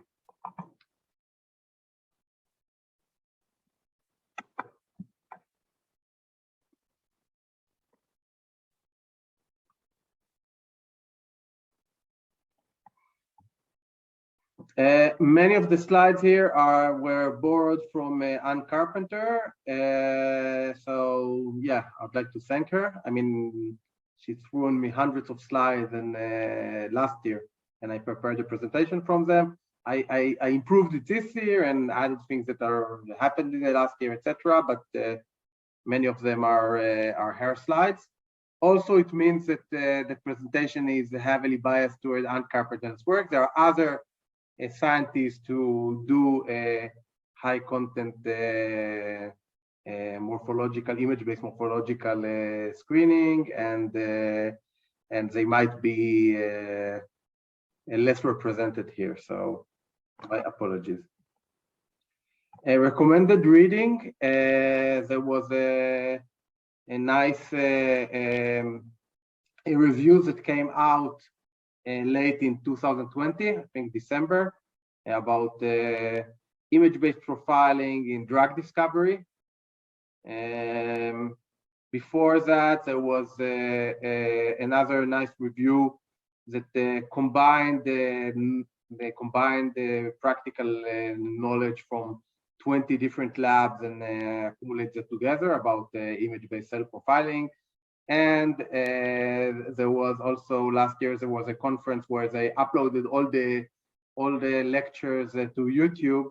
So and I might recommend a few specific if you'd like. So this is the state of the art. So we all know that, right? DNA, RNA, protein, and then we have the cell function. And when we look at cell signaling, we get maps like this. So these are the different molecules within the cell and how they activate or inhibit other cells. And this is kind of a very rough sketch of the spatial. So you have You have receptors that capture signal from outside and brings them inside, and then it integrates, and some of them are within the nucleus and some are not. And this protein activates that protein, and that protein activates that protein, and that inhibits the other protein, and there are complex structures here. So all of this complexity, but eventually we're converging to a cell function. And the idea is to look at the function level, like I just showed you in the melanoma case. So these slides you already know, and I thought it would be a nice transition, because I showed you now a very clear example that you need to look at what the cell is doing. That bioinformatics is not going to be very helpful, and this is the idea behind cell phenotyping. So the main idea here is instead of looking at omics readouts, to look at how a cell looks like and what it's doing, in order to understand whether it's sick or healthy, and transitioning, looking for drugs that will cure a sick cell, etc. And microscopy here is a very clear choice, because it's the only technology that allows us to see what happens, live cell behavior, and correlating cell function, so what we see in the cells, to protein organization within the cell, and what happens outside the cell also, which are, so we can see everything, and not everything, because we can, at each time we can see only a few molecules, and each time the experimental system is not exactly what is happening in the human body, of course, but we can still have more information that is lost in other settings, and we can control that. We can engineer that in any way that we'd like. So morphology is a marker for a cell's functional state, and after the melanoma, again, this is a kind of it makes sense. But again, I want to go even back and show you examples where different morphologies are related to different. I mean, you need to get a different morphology, a specific morphology, and do specific things in order to get a specific function. So you see all of these cells that have very different structural organization. The morphology is very different in order to achieve different functions. And we know that also from the clinic. A lot of time looking at the mole is like a good predictor of whether it's cancerous or not cancerous, or whether it should be checked or not, right? Or taken out of a patient. And also looking at this type of medical imaging, right? H&E staining or other type of imaging that is allowed for the pathological imaging, is basically the same thing. I mean, what are the MDs looking at pathological images? They are looking at a lot of it is cell morphology and organization in space. So images contain a lot of information. We can do a lot of things. We have a lot of flexibility. It is quantitative. We can measure things. Multiplex means that we can measure different channels of information, and we have single cell resolution. So I want to go a little bit deeper about what is single cell resolution and why do we care about that. So a lot of assays, a lot of experimental ways to handle cell biological data is taking all the cells together, for example, for a patient, squishing them together and getting some, and reading out from that some protein, right? And that resembles something like this, right? I mean, we get the shake, and the question is, when we drink the shake, can we understand where did it come from, right? So we lose, when we mix everything together, we lose all the special properties that we have in the strawberry and in the kiwi and in the, what is that, apple or orange or whatever is there. So we don't have the information. When we go from the right to the left, we lose a lot of the information that could be very useful for us. So and why do we care about that in cell biology or in pathology? I mean, this is called genetic heterogeneity. So a tumor, for example, is not built of one cell type. It's built on many cell types that are mixed together. and the interaction between those different cell types and how they're organized in time and space is eventually what might cause the damage. So it's important to understand not taking everything together and mixing them, but actually to see the cells in their natural state and seeing how much I have from the green cell, from the yellow cell, I don't know what colors do we have here, cyan cells and the purple cells and red cells, and how they're organized in space and how they change over time. All of this is key. And when we take all the cells and squish them together, we lose all of this information. So this is why microscopy is super important. And here is another trying to take this idea to explain it in another way. If we're squishing everything together, we're going to get we're going to get some number, right? But the number is an average number of all the information that we had in our system. How much kiwi and how much, just an average. Now, when we look at an average, when we look at the average, we can get to the same average in multiple ways. This and this and this could bring us the same readout, the same average number, but their interpretation is very different. Here we see that there are 3 different cell types or cell types of behavior that bring us the same outcome. It's a very nice distribution of that has one type of behavior and heterogeneity within it, right? Now, for you, maybe it sounds trivial, but when we look at the omics fields, at the bioinformatics, this is quite new because a lot of what not super new. I mean, it's already there for quite a while, but quite a while is, I don't know. Well, I'm not going to say numbers because maybe I'm wrong. So this is the cover of Nature in the journal Nature in I don't know, maybe several years ago, not too long ago, and talking about single cell biology in the context of omics.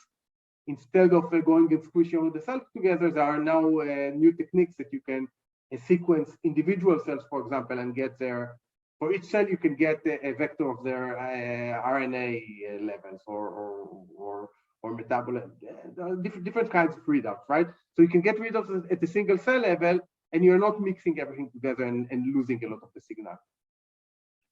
I want to highlight that in microscopy, we have single cell resolution because by definition, we can see the single cells, right? We segment them, etc. And of course, we have that since the 1600, right? I mean, we have that for almost over 400 years. So this is a big advantage. And again, I'm poking the bioinformaticians here in the room. Alina. And here are different cell models. And they can, they can be, and you can quantify each of them in completely different way, but each of them can be quantified in a way that answers specific questions. And there are different tools to quantify these type of images. And again, these are images from Ann Carpenter. So we have the software that her labs developed is called Cell Profiler. So you're going to see the logo here. And in principle, you take an image. For example, this image, you get 2 markers. One is you see here in blue the cell nucleus, the cell nuclei, גרעין של התא, and you see some I don't know, cytoplasmic marker in red here. So these are 2 different channels. These are 2 different images. You can take them and partition them to 2 channels. Then you can do things like the illumination is not consistent along the sample, so you can correct that, and then you can do some analysis. For example. You look at the nuclei to segment cells, and then use these seeds in order to decide where the borders between those cells are at, and then look at different measurements. Now you can look at different measurements and count the size of the cells, the shapes, the intensities, whatever you care about. Okay, so this is the basic quantification pipeline. So I want to look for a few minutes on the big picture. So this is what I mean, it's very general on how cell biology works, okay? I mean, I'm generalizing here a lot, right? you take cells and you do something, you perturb them, and then you see whether there was any change in the cells. And when you see that, you say, okay, this perturbation is causing this phenotype, okay? So then you link the perturbation to the phenotype. It's kind of a casual link, casual in words of causality. So you change, if I reduce a specific protein, I inhibit a specific protein and I see a change in my cells, then the change in my cell might be related to the reduction of this protein expression. Okay, does it make sense? So a lot of cell biology is based on this way of thinking. So again, cell appearance is indicative of cell state, and it can be quantified. So now we can use this platform, this pattern, and say, okay, let's treat our cells, see how cell shape is changing, and from that come to a conclusion regarding what the perturbation has done. So we can measure different things, and say, okay, when we turn this image to that image, the protein levels, the overall protein levels within the cells didn't change. The morphology of the cells, so the shape of the cells, changed a little bit. But what has changed here most dramatically is the localization. So what does it mean? That when we look here, we see a blurry protein map. And when we do the perturbation, all the protein goes and accumulates into the nucleus of the cell. Okay? So now when we look at that, we say, okay, we understand what this perturbation does. It causes this protein to go into the nucleus. Okay? So this is a specific example. So I don't think that I need to convince this audience why automated image analysis or doing quantification of our data is important. So it's objective. I mean, we're not just staring at images and saying something, or we have statistics, so we can say how powerful it is, whether it's twofold more than you would expect for control cells, or tenfold, whatever. We can put really magnitude of the effect on that.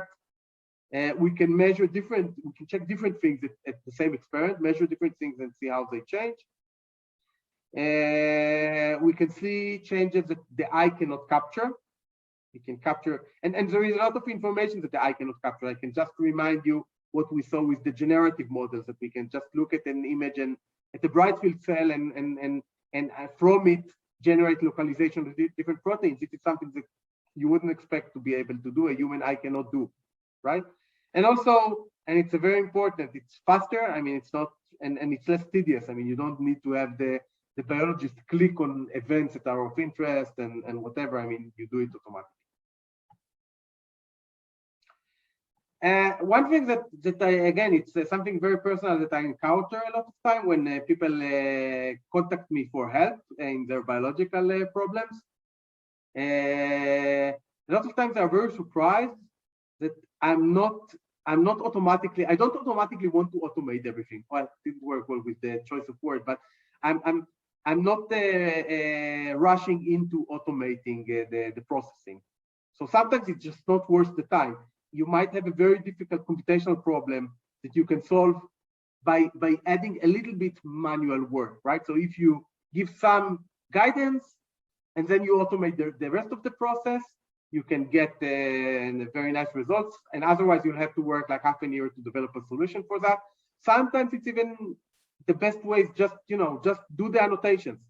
Just annotate your cells and that's it. So I think it's the idea is, if the goal is answer a biological question, then you need to do what you need to do to answer the biological question. And you don't need now to do a detour in solving a computational problem unless it's of interest. Because if it's very specific to a question and you're now going to spend on it a half a year while you can take 2 days to annotate that manually, it's probably a better use of your time. So fully automated analysis is not always worth the time and effort. Sometimes manual is better. It depends on how much quantity. If you have a few images, and I have that all the time. People approaching me and they have, I have these, I don't know, 100 images of something, and it's very complex to do it. Use machine learning, computer vision to solve it. I'm saying just spend a week to annotate that, and you're, instead of spending half a year in solving that computationally. And sometimes annotations are just more accurate. And if you want to be super accurate, you need to have a human eye in the loop. Semi-automation is a thing that is very important here. And you need a way to, there are different ways to do it. You can use the human to give some lead and then the machine will do the rest. A lot of time, like I told you about lineage tracking, you do some automation to get the easy things out. And then you add the human to correct mistakes of the machine. And if you have a specific hypothesis, a specific knowledge about the problem that you are going to solve, again, if it's not a general tool, use the domain knowledge. Use what you know about the problem in order to solve the problem. For example, I was looking at experiments of it's called wound healing assay. So cells that are growing, and then you scratch and you create an artificial wound, and then you see the cells as a group. They go into the wound and they cure it, right? They go into the empty space basically. When I developed an algorithm, and there I needed to add automation because we were planning to have thousands of movies like that. And so when I developed a segmentation for where the front of the cells is at, I didn't need to know exactly where each cell is. I just need to know the front and some other thing, which I'm not going to go into. But since when I wanted to track the progression of the front, I can use the information that the cells are moving to one location, to the empty space, and then it's progressive. So each time I can start from the previous slide, from the previous frame in the movie, and I just need to understand how it progressed over time to one direction. It makes the problem much simpler to solve, and you know, it makes a hard problem much easier and feasible to solve. So it's not exactly related to probably to most of you, but if you, I think that you need to think this way also on other domains. I mean, if you have, don't do things just to do them. I mean, it's easy. Think what is your goal and focus on what you need to get to your goal. Don't do crazy side tools because it looks nice or because you're computational. So tool building, it could be a motivation, and it is a motivation many times. But when it's not a motivation, then don't spend a lot of time on it. Okay. So when we look at quantitative image analysis, systematic analysis, there are three waves here that I'm going to go through. One is measure known phenotype. So this is the easy, and not necessarily easy, but this is like the more, you want to count how many dead cells you have, right? I mean, or you want to measure the size of your cell. I mean, you know what you want to measure from the beginning. You just need to build the tools in order to measure that. That's one problem, general problem. The second is trained from known phenotype. So the expert looks at the images and he or she knows to say, that's good, that's bad. You can see that all over the place. I now have a project in my lab of IVF on in vitro fertilization. The expert, the embryologists, they know, they look at the images, they can, and they don't always can exactly explain what are the features that they use, but they know, right? So you can use that in order to annotate images just as yes, no, and then from that understand what were the properties that were used for discrimination. And the third is completely unbiased. You don't know what to measure. You don't know, you have healthy cells and sick cells, or you want to look at different treatments, whatever. And you want to measure extract as much information from the image, and then from that discover what you can. So we'll go over that, over these ideas. So how would we like to do drug discovery? We have a chemical which we want to test, and we have a human disease. So we take a human and we test it on a human, and we get a healthy human, and we're happy. But we cannot do that, right? I mean, you agree with me? Why? We'll probably on the way we'll kill a lot of humans, will cause a lot of side effects. I mean, it's nice that we want to do that, but there is some, we can't. So this this is the goal eventually, right? Eventually, we want to get to a very complex system of a human being with, it's not a bunch of cells on a plate, right? It is very, very different from that. And this is also a good point to go to a more general discussion, and it's about trade-offs in cell biology and drug discovery. So we always want to get to something that is more relevant physiologically, right? In the melanoma story, I told you, we have cell lines that are easy to play with. They keep alive, they are happy in culture, etc. But they resemble less the, what the cells as they are in real life. We want to look at the cells within a human, but it's not possible, right? We want to look at cells within a mice, within mouse, but it's expensive. We need to. It's expensive. It's we don't want to kill too many mice. It's also complex. We need to, in order to look within a mouse with a microscope, we need much fancier microscopes, and it's really complex, and there is a lot of other things. And so there is a trade-off between the ultimate goal is to go to the most relevant system in terms of the physiologically, and in terms of the easiness of experiments.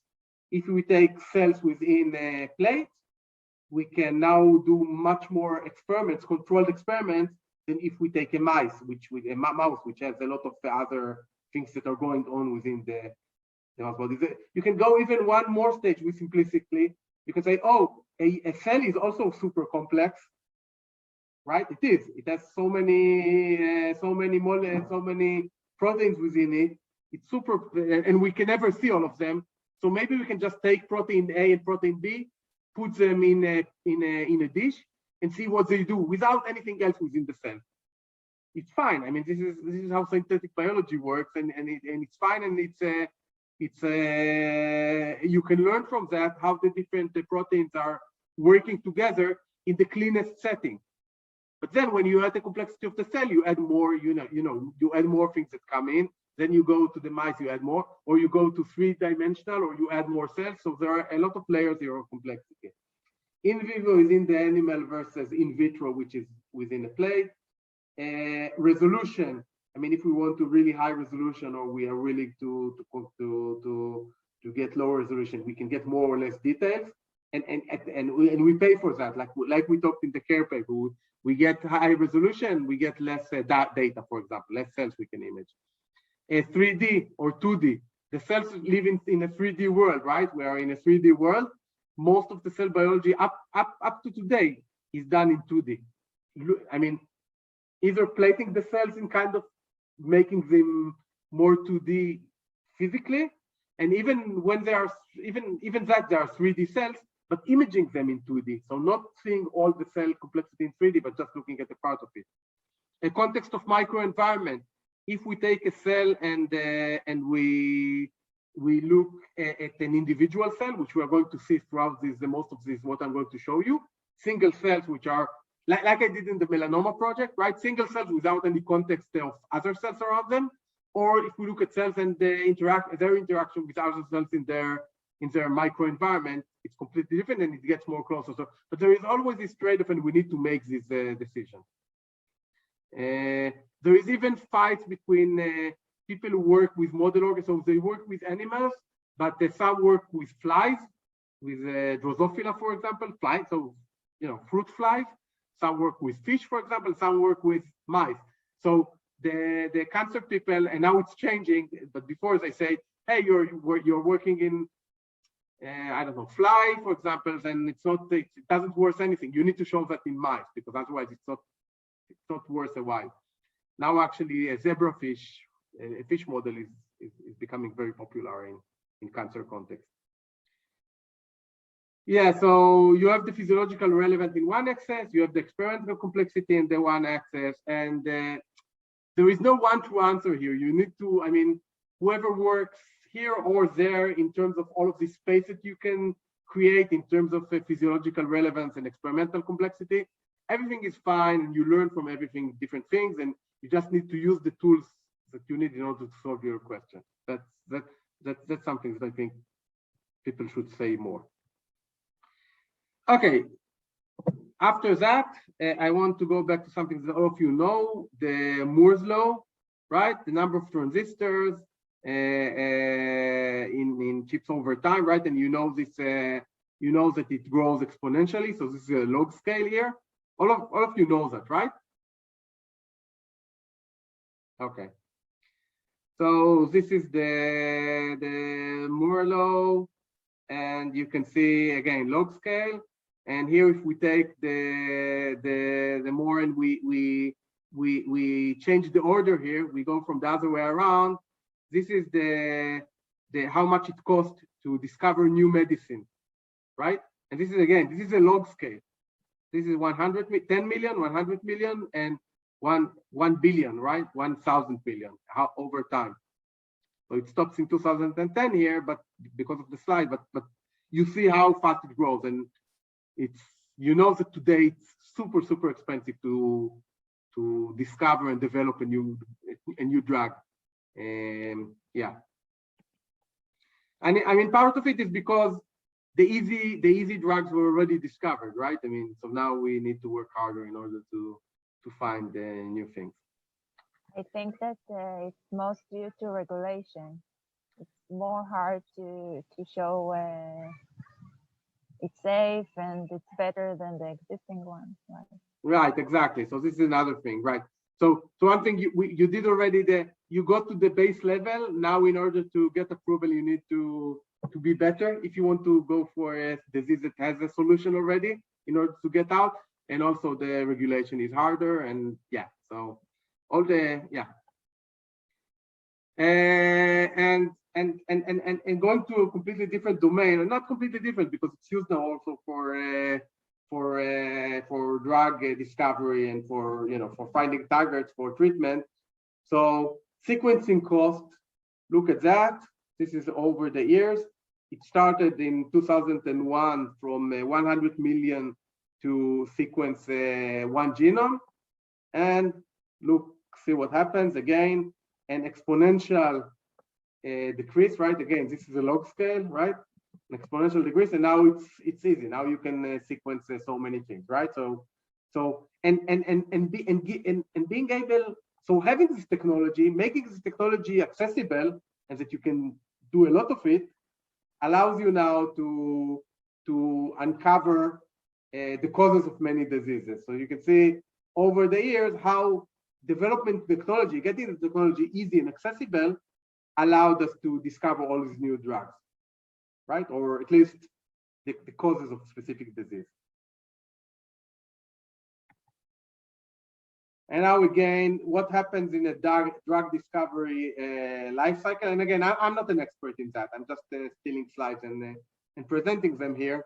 I have no inner knowledge about the drug discovery, but you can see here, I mean, how it starts with many compounds that you are looking for, and then each time you are getting less and less. You know, you're shrinking each time. Most of the things are excluded, and you are left with, you know, eventually you are left with one drug, one FDA approved drug, but you start with so many, right?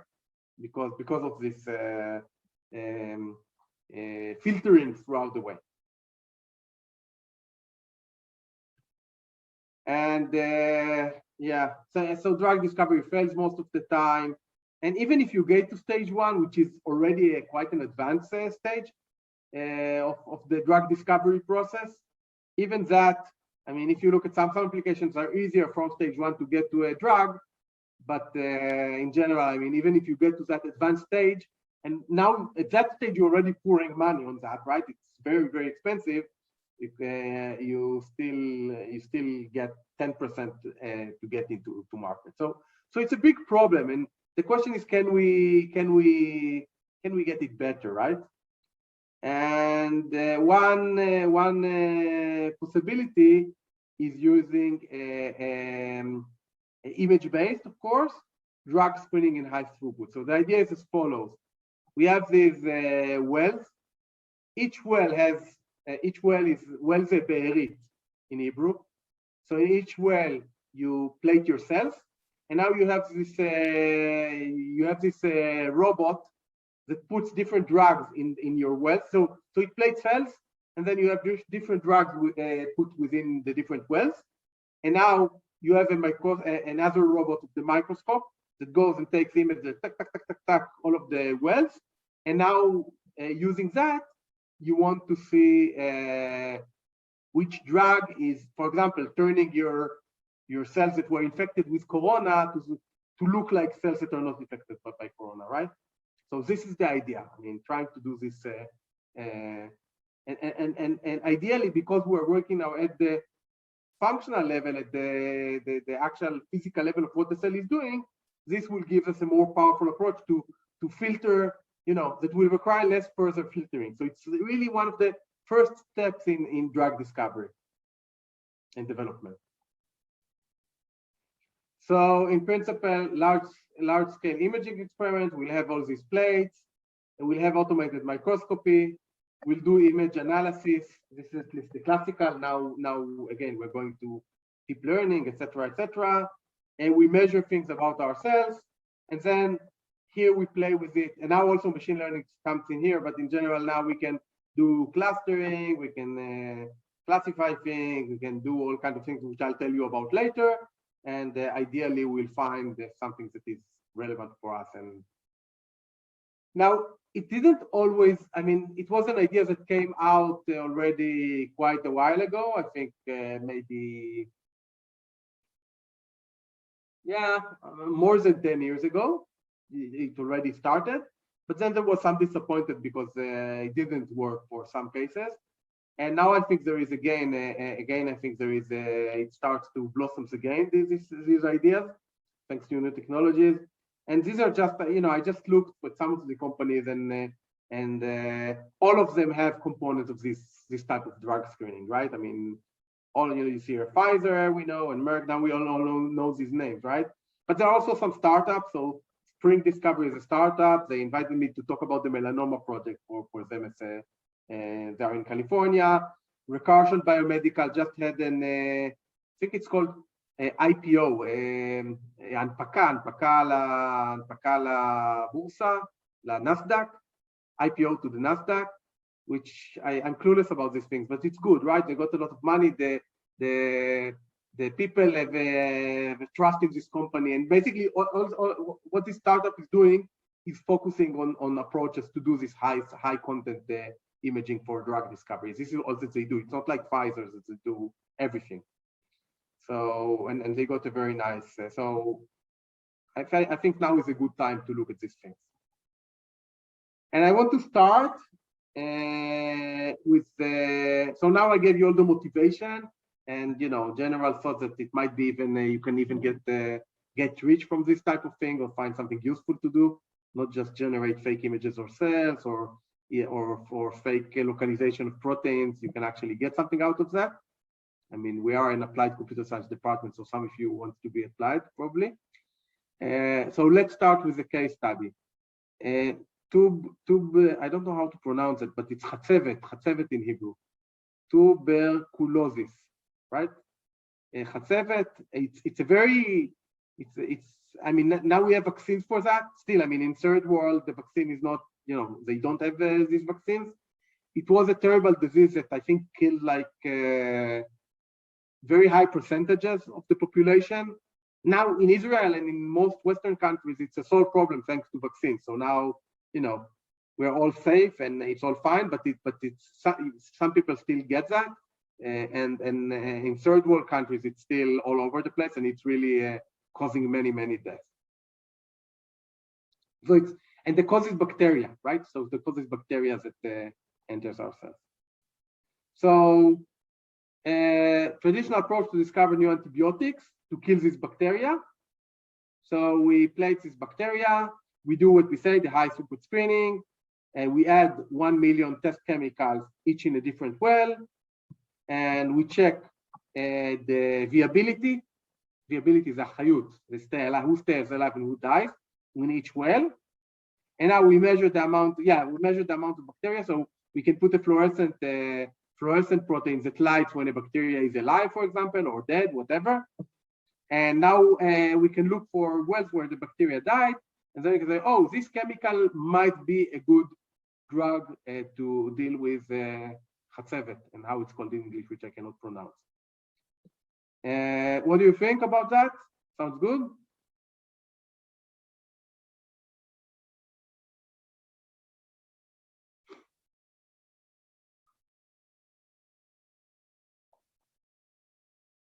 Okay. So alternative approach is taking humans and now testing them with chemicals. And here it works. This chemical works for this human, and the rest are dead, and we're not happy, right?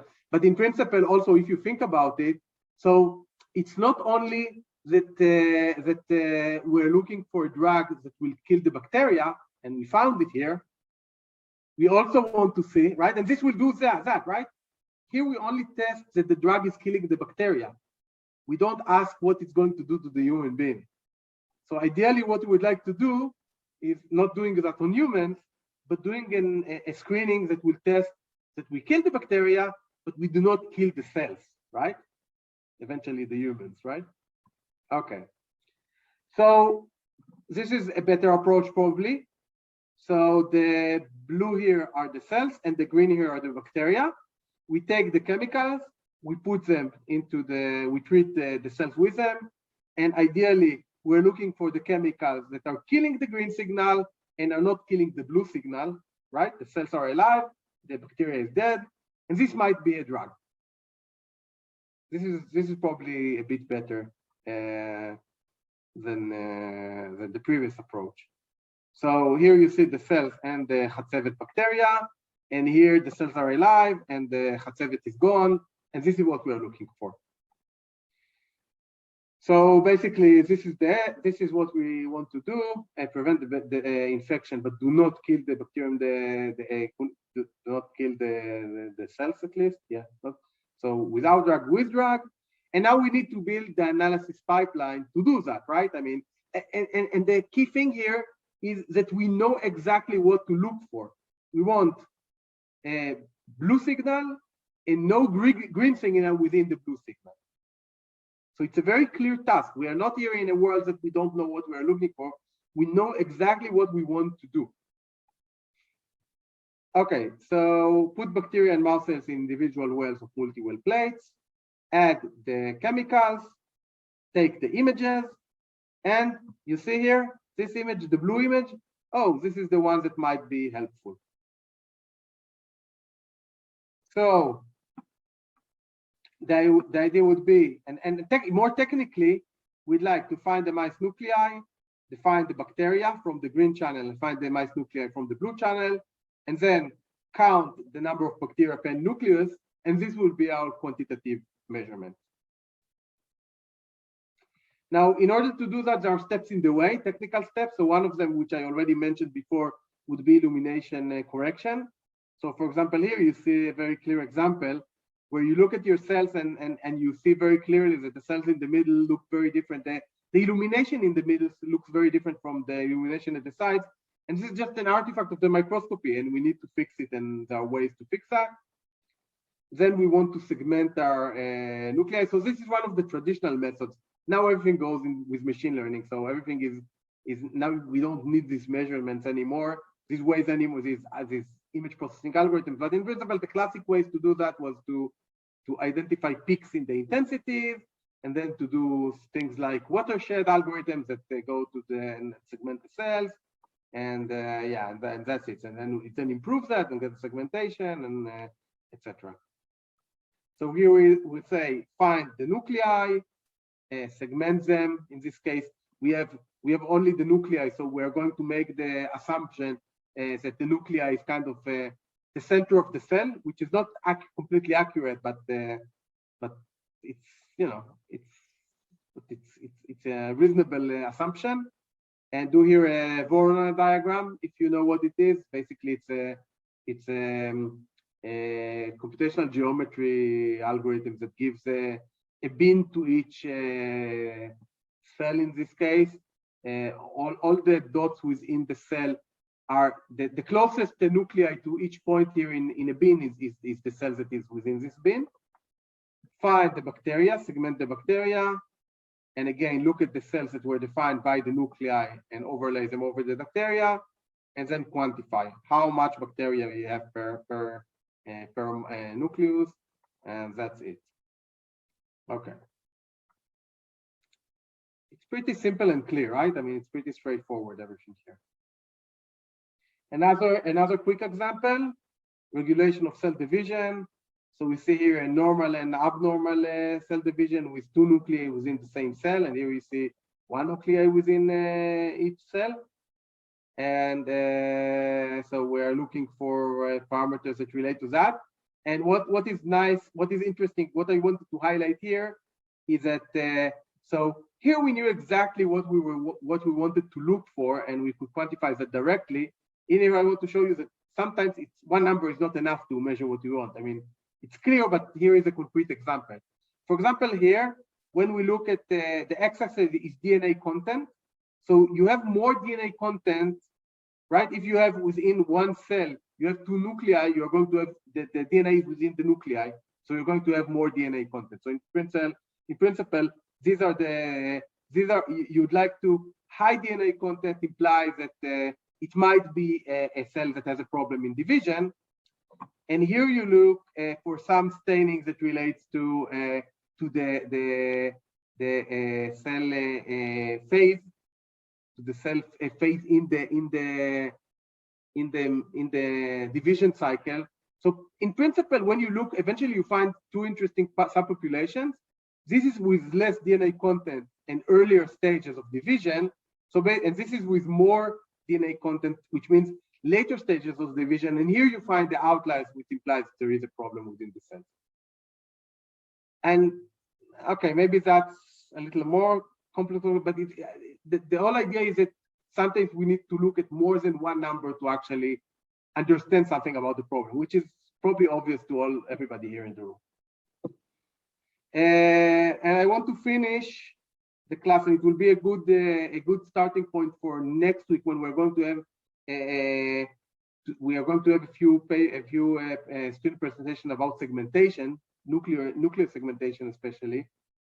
So in many of these problems and in many other problems, a key step of the processing, of the beginning of the processing, is the nuclear segmentation. So there was a very famous and big scale data science ball, Kaggle data science competition.